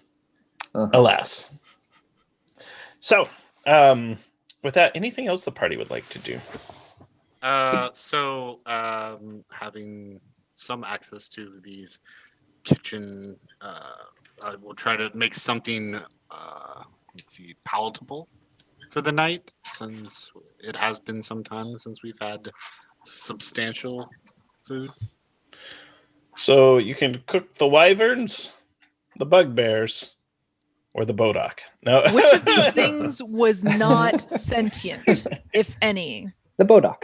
Wyvern. Oh, Bodock on the cob. Speaking of moving teapots, try the gray stuff. It's delicious. Don't believe me? I'll finish. I was waiting for that. Oh man. oh goodness. Pretty sure the boat got burned a long time ago. I vote for the wyvern steak if anybody's asking. Yeah. As long as the wyverns were not sentient. They Do not weren't. eat sentient creatures. They couldn't even speak a language. There were Okay. large dragons that could not speak Draconic. Ah. I checked. So Warklenaw wants to help too. He's like, I've prepared Wyvern for many a day. And then like Uncle George's like, oh yeah, let's help. However, they're looking to Rinian as chef.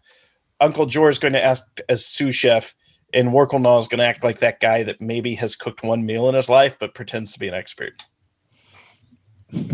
Everybody has an Uncle Warklenaw. Well, I have my trusty mess kit to help at least with a little bit of knives and utensils, and hopefully this kitchen, because we didn't fight in here, so should be relatively intact. It's relatively intact. Now, it was an old abandoned outpost, but yeah, there's definitely sufficient supplies to cook a meal. What kind of check do you think this is? Technically, it'd be like a cooking tools check, something like that. Survival? Yeah. Survival, or it depends what you're making. Do we survive the meal? Is that what it's about? I'll let you choose which skill you roll. Normally, I wouldn't do that, but I think you're good. And you're going to make it with advantage because you have competent help in Uncle Jor. So, at evens. It's going to be still the exhausted. first TPK because you didn't take the chef feat. We all died of Food poisoning and died. It's worse than the Bodox gaze. Oh, at least that would have been fast. No, I got a Cool cocktail name, the Bodox Gaze. It'll put hair on your chest I'll knock you out. I got a and kill your 17 brain on the cells. die. Yeah. What did you get? I got a 17 on the die. I mean, even just adding proficiency or I don't even know if you get that. Survival. Yeah, you're good. You can add a survival if you'd like. And then, so essentially, you're at the point where Uncle Jor and like, and him, you think you're onto something special here. Like, there's just something about cooking a wyvern in an abandoned post under the light of the moon while a mischievous broom woman and a loudmouth dragon and, of course, the Velkyn Weave are among us. Yes, Quentin? I'll take notes as to the stuff they're putting into the recipe and then give it to Renian to start a recipe book. Absolutely. So they can be found in a lich tower someday. Yes. Yeah. In a bunny tower. One can only hope. Bunny lich. No, Why are we also, putting so many carrots in it? Don't ask. The way that Grant, you put it, really just made me visualize a certain scene from Final Fantasy IX when they're sitting there in the old summoner town having a meal under the stars, next to the waterfall. Truly an underrated Final Fantasy game. It's a very good one. It's my favorite. I love it. Say, Blanche, did you see an airship on your way down here? There were two. Anywhere near here? I thought they were headed towards Brindle myself. Hard to tell. They might have stopped at Tarleton. Maybe they were brave enough to travel all the way past Drellin's Ferry to Hammerfist Hold. Did they look friendly? That's not the way I would describe them. I would say they looked aggressive and militant. That's how I like my airships. Yeah. Fegalis didn't take much to their music, so we flew and gave them a wide berth. 2 airships. Y'all want both of them? I'd settle for one. Oh, good. At least we're willing to settle, when it seems difficult. That's good. How much air support do you think they had? I mean, I know y'all said you saw a fair few dragons flying about, right? Yes. They have a number. I don't think they have more than a dozen, but a dozen is too many. That's a lot. Oh, so any news from the Ghost Princess? She doesn't like answering my calls, however. She responded to the last one with a note. And she pulls it out and she slides it to Eldon. And only Eldon can see what's written on it. And you can reveal. I'm a little worried about this. It's covered with runes of eyeball imploding. Ah! I'm blind. The rest of the campaign, though. Prepared explosive runes today. That's what it says. Didn't see that coming. It's okay. Quentin can be our canon Jairus and learn to be without his eyes. All right, open that up. Blanche looks a little bothered by it. Well, I would call this good news and bad news.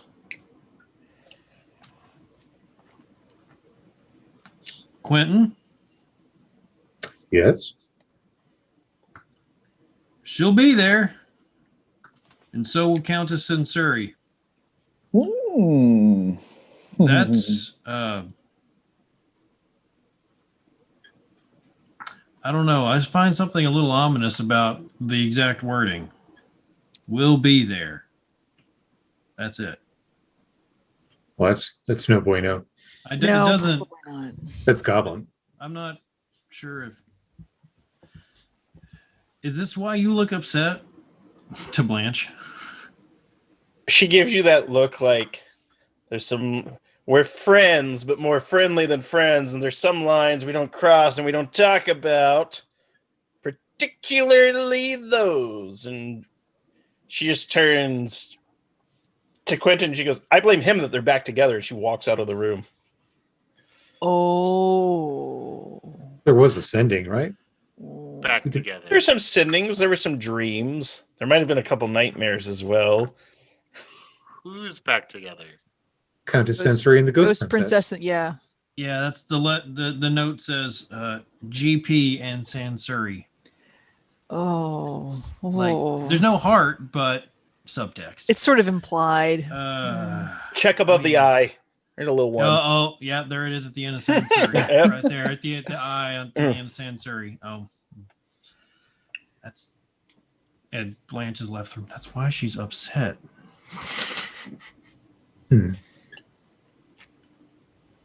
Well, we know the gardener cloud giant, right? Sansuri's brother, yeah. With the singing roses. I don't Saying know. I don't know if he's coming. Well, I would imagine the whole Linar Mall is coming, right? Do you think she'd bring her children? I don't know. That's the thing. I It's don't like a know mo- if she would risk her children. I don't know if Thulin has any other way to get here. Look, Sansuri is not a practitioner like the Ghost Princess is, as far as I know. Thulin is a druid of some skill, but we didn't get to talk that long. Giving you an inspiration for remembering Thulin's name. I couldn't even think back that far. It was 6 months. I took extensive notes. Yeah, Nice. I'll take it though. All right. So, is there anything else the group wants to talk about over the night? You're having an excellent meal. The food's really good. Blanche has separated from the group, obviously having a spat with her own emotions. Vegalos comes in. He's like, "What I missed? Wyvern steaks. Oh, yum. Oh, Throw him a couple, Yeah, he catches them and he feeds the dogs first. He just gives you 2 thumbs up. This is why he's my favorite dragon right here. He's like, Yeah. I'm going to fill him in on the whole Nimbus being a fake organization. Let him in on the joke. Man, are we so stupid? I thought it was real. I totally believed it. You're very convincing. Everyone believes it. That's because we have somebody throwing lightning around all the time. Hey, I got a question. What was with that, weird ghost man that was out there smashing wyverns in the head? He was, and he starts to sing. I don't know if anyone's seen the old Japanese commercial, "Long, Long Man." It was a meme for a while. Yeah. And he's like, those commercials are hilarious, by the way. But he was just like, what was that all about? Caribbean is again not in the room for this conversation. That's a silent illusion, actually. Oh wow, that was very convincing. Yeah, you know, you got to use all your tricks, right? I totally agree with you. I mean, I used my breath weapon and my claws, and I beat my wings as hard as I could. You whipped their ass, didn't you, Douglas? Hell yeah.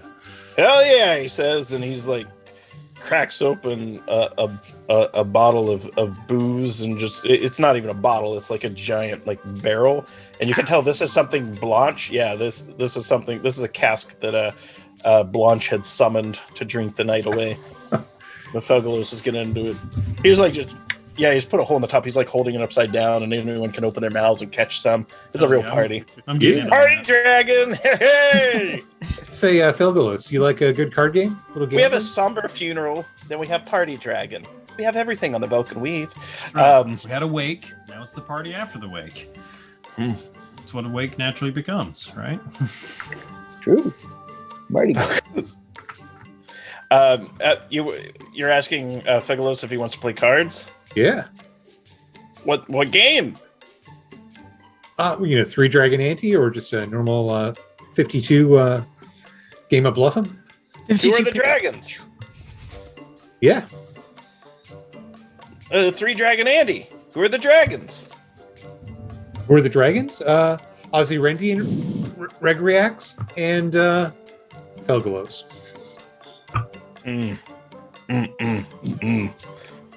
You'd lump me in with those chromatic fools? I'm not saying I judge. It's just I judge. They're not cool where I come from. Yeah. Deal me in. All right. Get all fancy with the cards. He's gonna hold them very little next to his eyes. No peeking. What is this? A card game for ants? What is this? A card game for ants? Pinching them with his little claws, just. Oh, okay. If that's, I'll take the cards back and reshuffle. I'm going to drink my last remaining potion of giant size while holding the cards, so that they're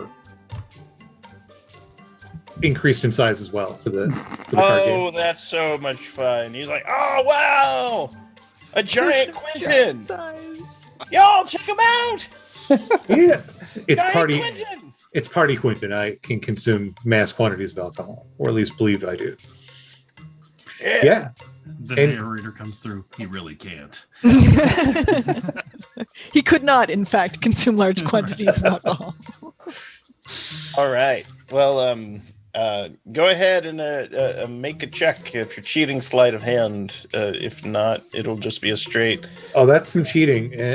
That is a 25 in D&D Beyond. He's gonna roll straight. So.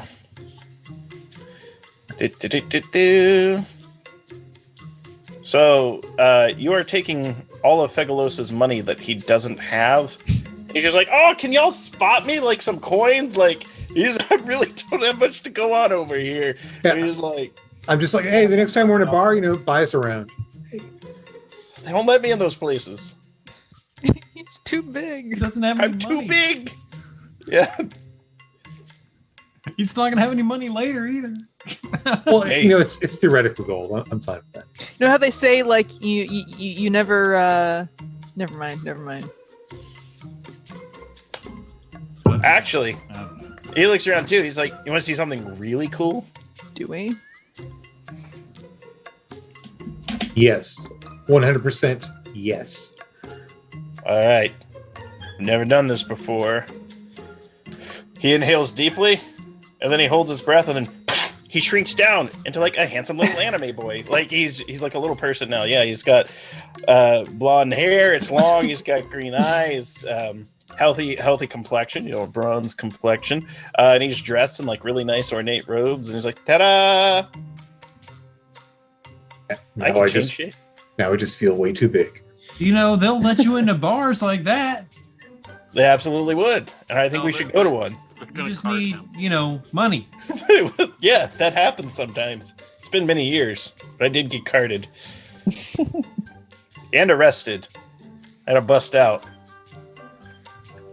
Imagine that Did you would've literally been hard. bust out. I think that's. I don't. I think he typically Your speaks talents. very literally. So,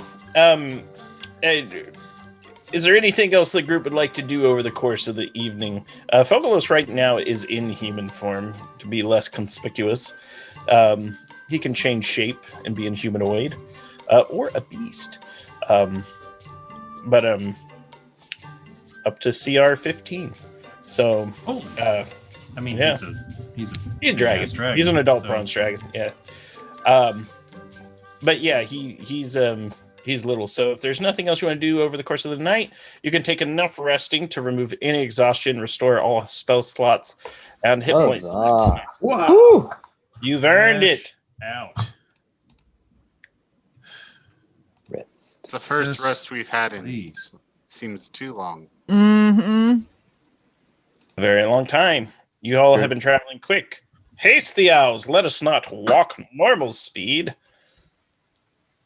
Well, I can only do the flying thing for like an hour at a time. Yes. As that spell goes. Bum, There- bum, bum, bum, bum, No, bum. you got us to where we needed to be. I mean, hopefully. In the company of friends, says inebriated Fegalos. How many barrels were there? There was a big cask and I shrunk little. It affected my insides. Yeah, it shrunk him, not the alcohol in his stomach. Them's the rules. You heard it here first, folks. Yep. the The math. When- cask was magical. Blanche made it. Magic. You know, Makes sense Thelgalos. to me. It's just yeah, that's just science right there. When we're doing this, I'm going to summon a new find familiar, a pseudo dragon this time, and hopefully it kind of takes on the bronze appearance of Felgalos, Yeah. and has a real liking to the coin and the card. Felgalito. The There we little go. Felgalos. Yes. Yeah.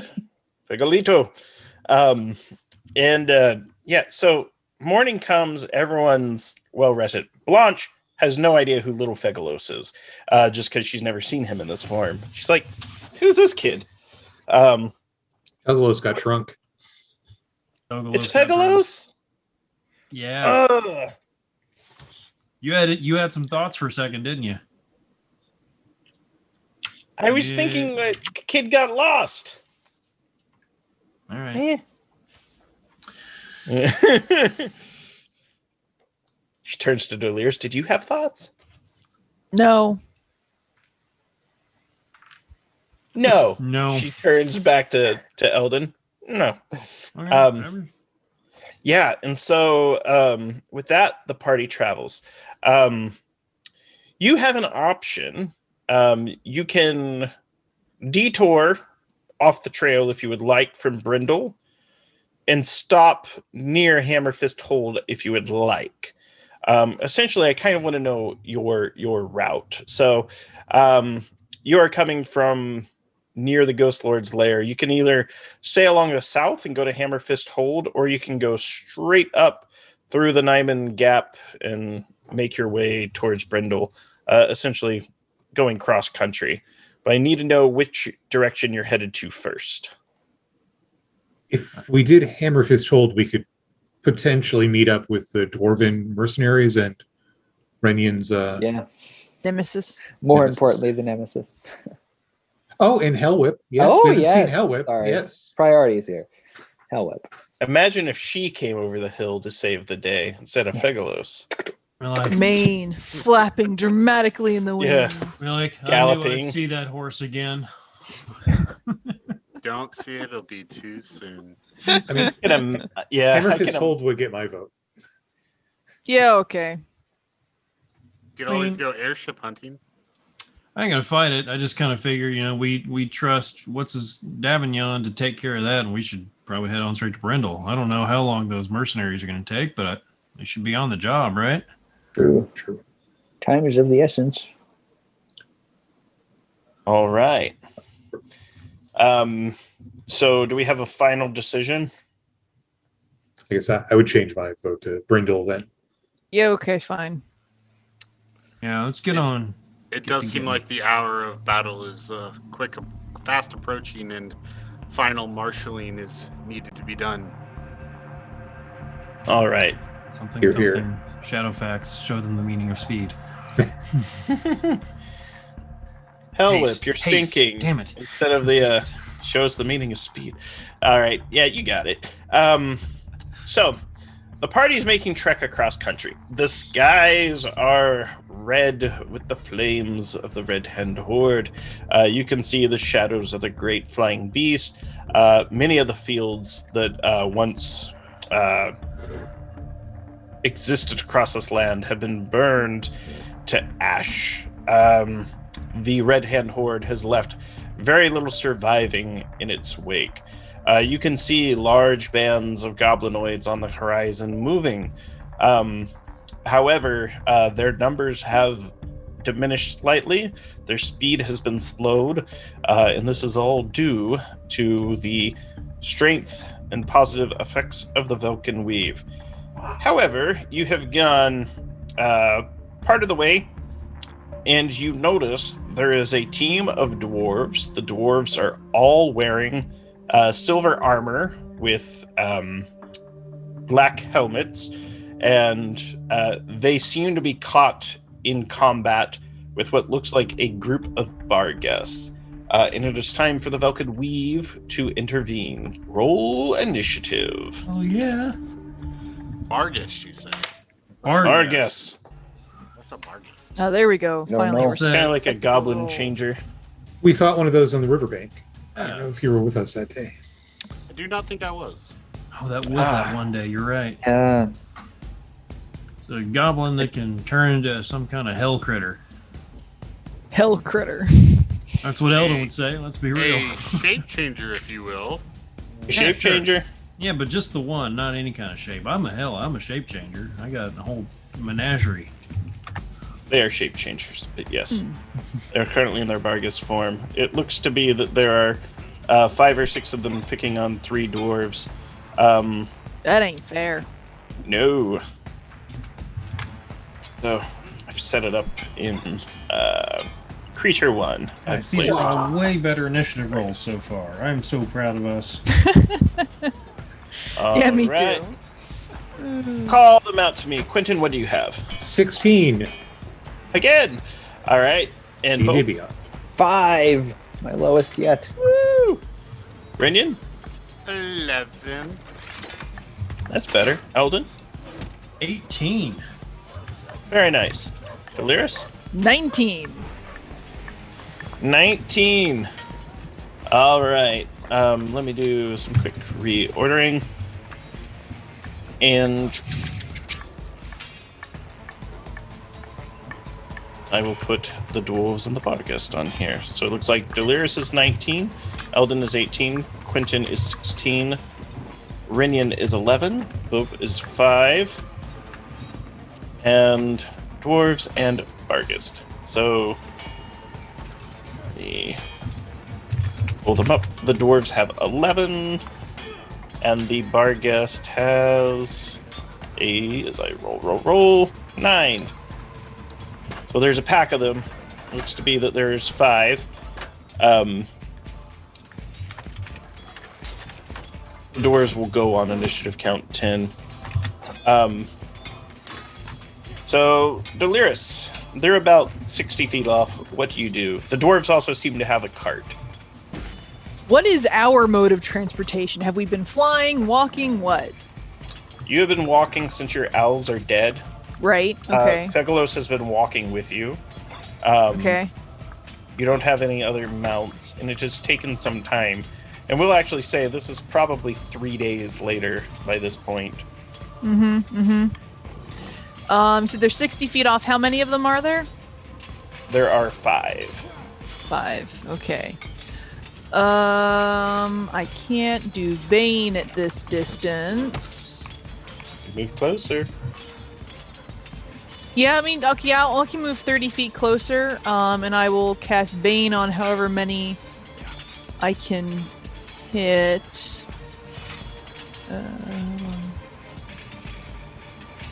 Up to 3 creatures. Yeah, I'll hit the 3 least charismatic. All Vargas are all Vargas. least charismatic. Whatever three are close together, then, if that's possible. All right. EC 16 charisma save, please. Nat 1. 2 of them saved. Okay, well, we got one. So one of them spaned. Yes. Anything else you'd like to do on your turn? No, I think I'm going to stick at 30 feet for now. I'll move closer as the rest of the party moves into melee, I guess. All right. Next up in initiative, Eldon. Sir, I would like to get out there. I got 60 feet of range. I want to get close enough that I can fairy fire a good group of them bar guests. Yeah, you should be able to hit 4 of them at least with it. Sounds good to me. That'll be a Dex 15 save for them. And the one that's baned, if they're affected, minus 1d4. Yeah, that one fails. 2 of them failed, 2 of them succeeded. Okay. Good enough. So 2 of them are highlighted. There we go. So the baned one is both highlighted and baned. Not a good day for him. What's going on? And I'll go ahead and just bonus action Shillelagh as well on my staff, just to get ready. And that'll be it for me. Stop there. Quentin is up. Fairy Fire, that's advantage, right? It's advantage on the hits, yes. Okay, I am going to drop the Hex spell on it. The one that's already got all the spell effects on it. And then reach out and touch him with some Eldritch Blast. Nice. Reach out and touch him. Let's see, that is 23 to hit. That hit his armor class of 17. And 25 in the second one. So we got 6 force damage, 3 necrotic, and then another 5 force damage and 6 necrotic. All right. And I'm done. Finger guns. Attaboy. All right. After Quentin, it's Rinian. All right, let's get heading in. How far out again were we? About 60 feet. All right, so then one full movement in will put me at 30. Yes. Mm-hmm. And as Rinian is running in, he is blasting his holy symbol and turning the faithless. Nice. DC 13, turn fiend. All right. What type of saving throw? Is it charisma, wisdom? Wisdom.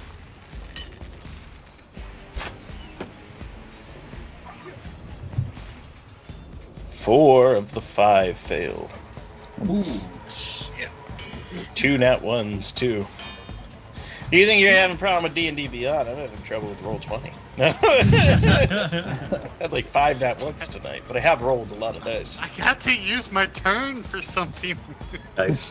So go ahead and describe the effects of your turn. I believe they're like frightened, they move away, their max speed.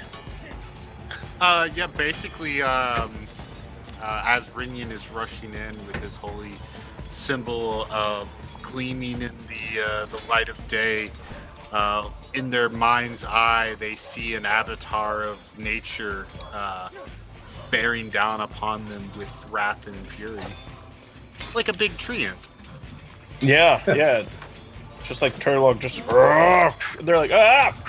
They all start scurrying off, or will start scurrying off like the little cowards they are. With that, we move to the dwarves. The dwarves pile on 1, and they're all just going to start lumping them upside the head with their warhammers. 23, 20. 19. He's the little one. All right. So they start smashing in the remaining bar guests. Bar guests they're beefy. Like, you know, they have a lot of hit points, and they also have a lot of resistances and immunities. With that said, one certainly is getting cracked upside the head by these diligent dwarves. That one, the one who was not turned, casts Dimension Door Unless he's getting counterspelled. Is he within 60 feet? He's within 60 feet of you. All right. Counterspell. He is closing the dimension. Denied. in his face. I think you may actually have to roll for that, though. Yeah, it's a 4th level Oh, spell. that's right. Okay, so that's going to be, I think it's just plus my intelligence. No, that's a 10. Ooh, so you fail. Yes. So he teleports away 500 feet, Bye-bye. 300 feet. Just he got out of there. The doors stop, and they look at your group that comes over. They just kind of nod appreciatively, and they kind of invite you to come down. Do they look like Oni? We've walked this path before. We have. Come with in us fact. to our temple. We want to.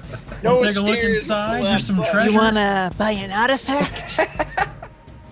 Yeah. Oddly, Oh gosh.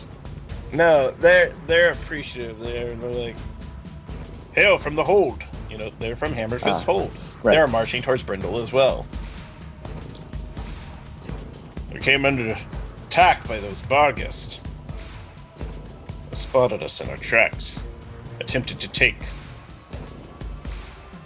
our possessions. You point to their wagon they're pulling, their hand cart they're pulling. Where are the rest of you? Like, surely the three of you aren't by yourselves.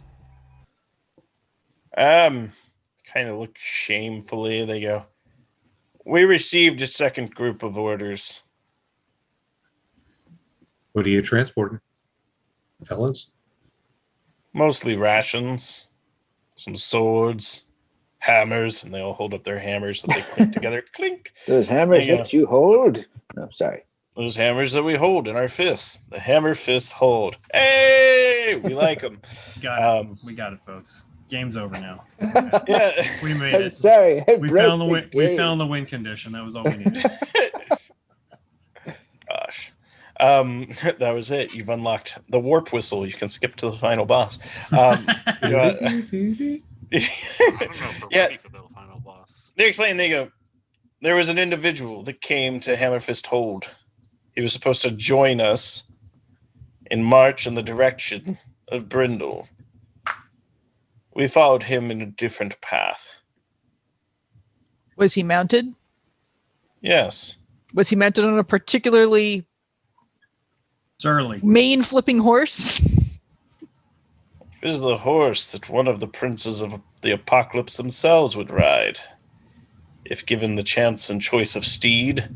That's all it. He wore dark armor, traveled with a shorter sort of man, pale complexion.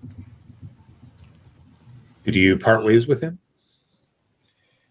Well, he came beseeching our services and offered a big pile of money. And then we wanted him to ride with us. He said he had a score to settle. And our unit didn't take much to that. A scorer. Yeah, when he says, I'm like, start looking around. I'm like, is he about to sneak up on us? On Runyon?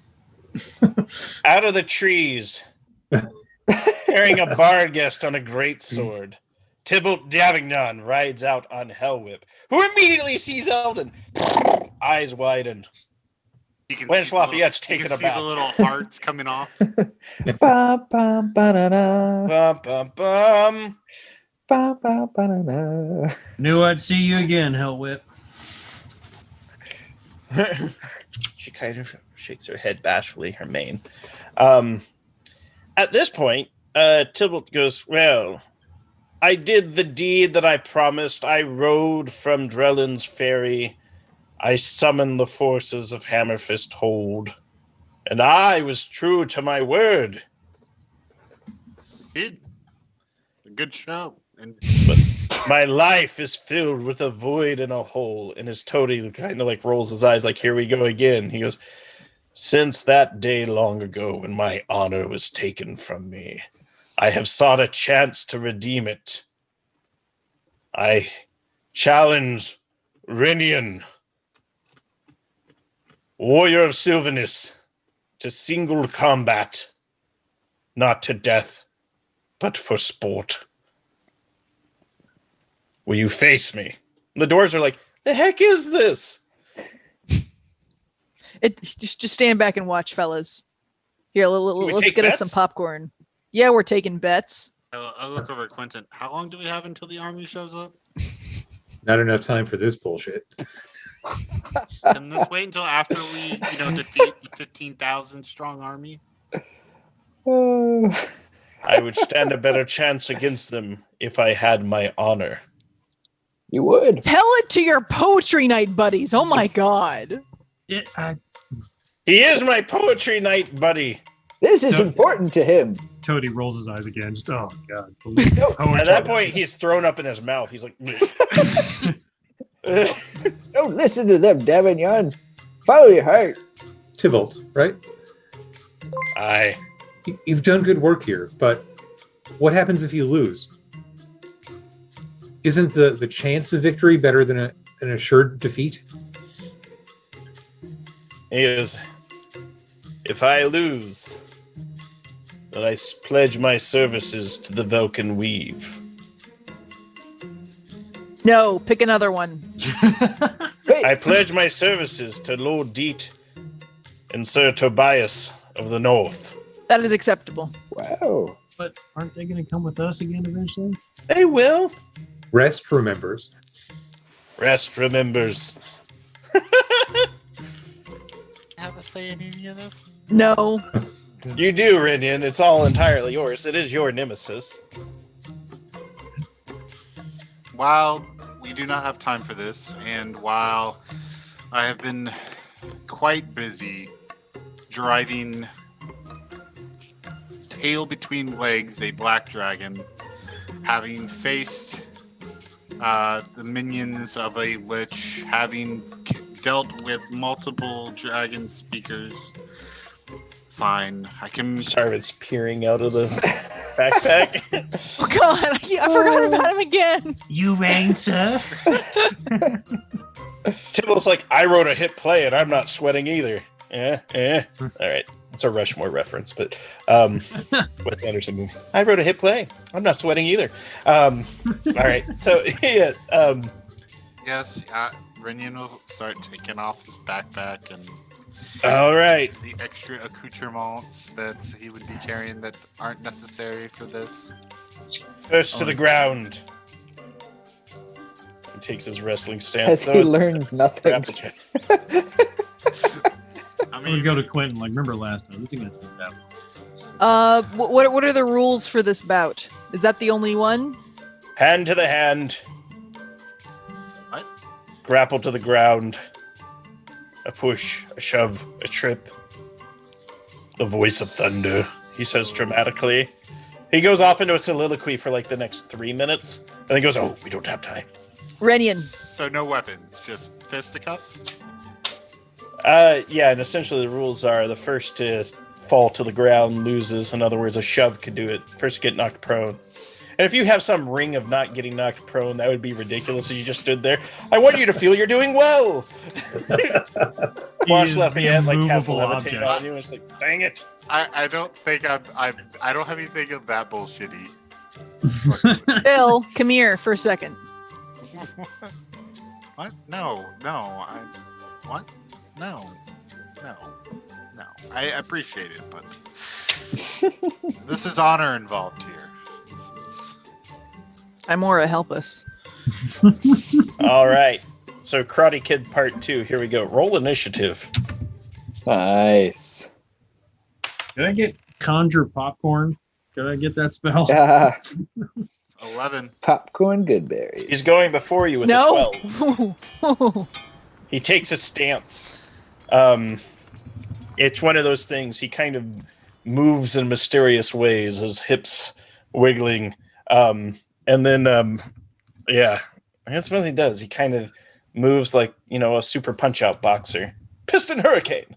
And then he comes at you awkwardly. And we're going to do an opposed athletics check. Okay.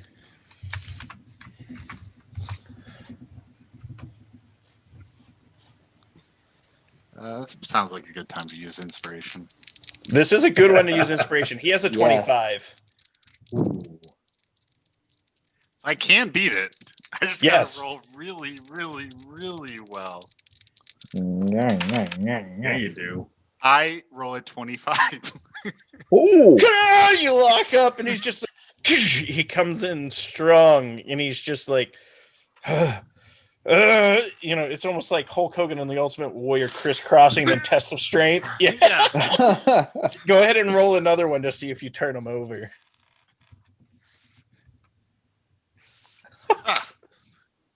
Another 25. Same. I'm gonna take a screenshot and drop it in the chat.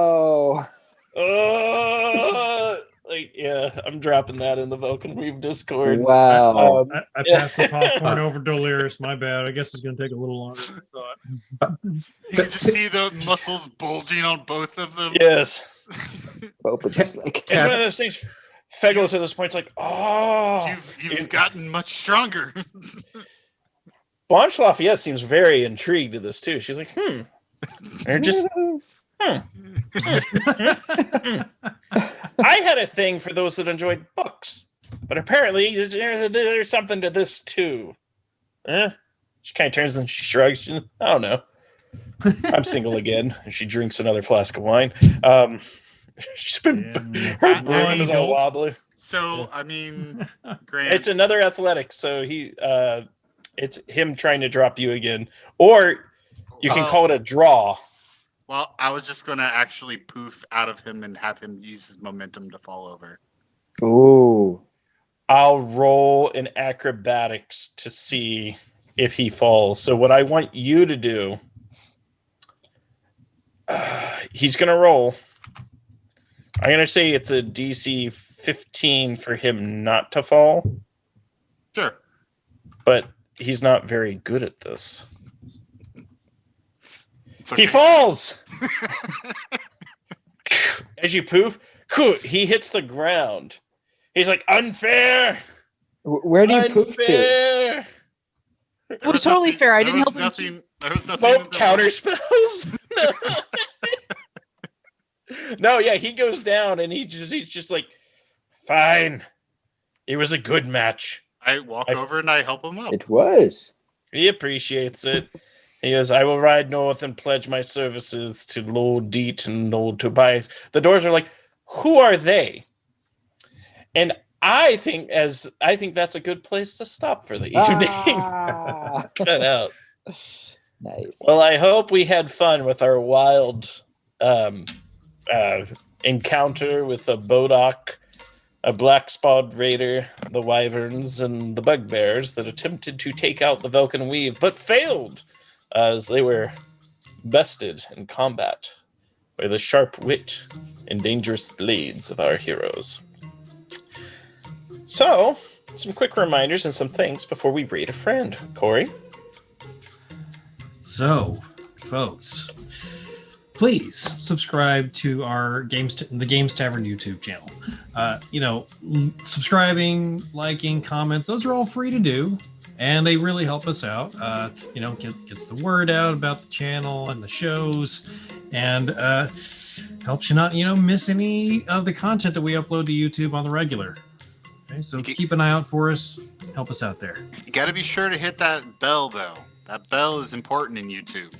Ring that bell, smash that subscribe button.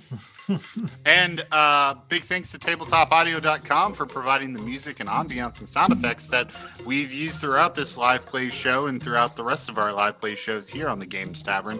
You can use Tabletop Audio in your own campaigns by going to tabletopaudio.com and choosing from over 240 music and ambiance tracks that they have in stock. If you need something custom, you can also check out their sound pad, and with it there's options to create your own custom sound pad to bring the ambiance and music that you want to the table. We think so highly of tabletopaudio.com. We are supporters, and we believe that you should support them too. And once again, that draws us to the close for a great Wednesday evening. We hope to see you all next week. Huzzah. Yeah. Thanks, guys. Bye.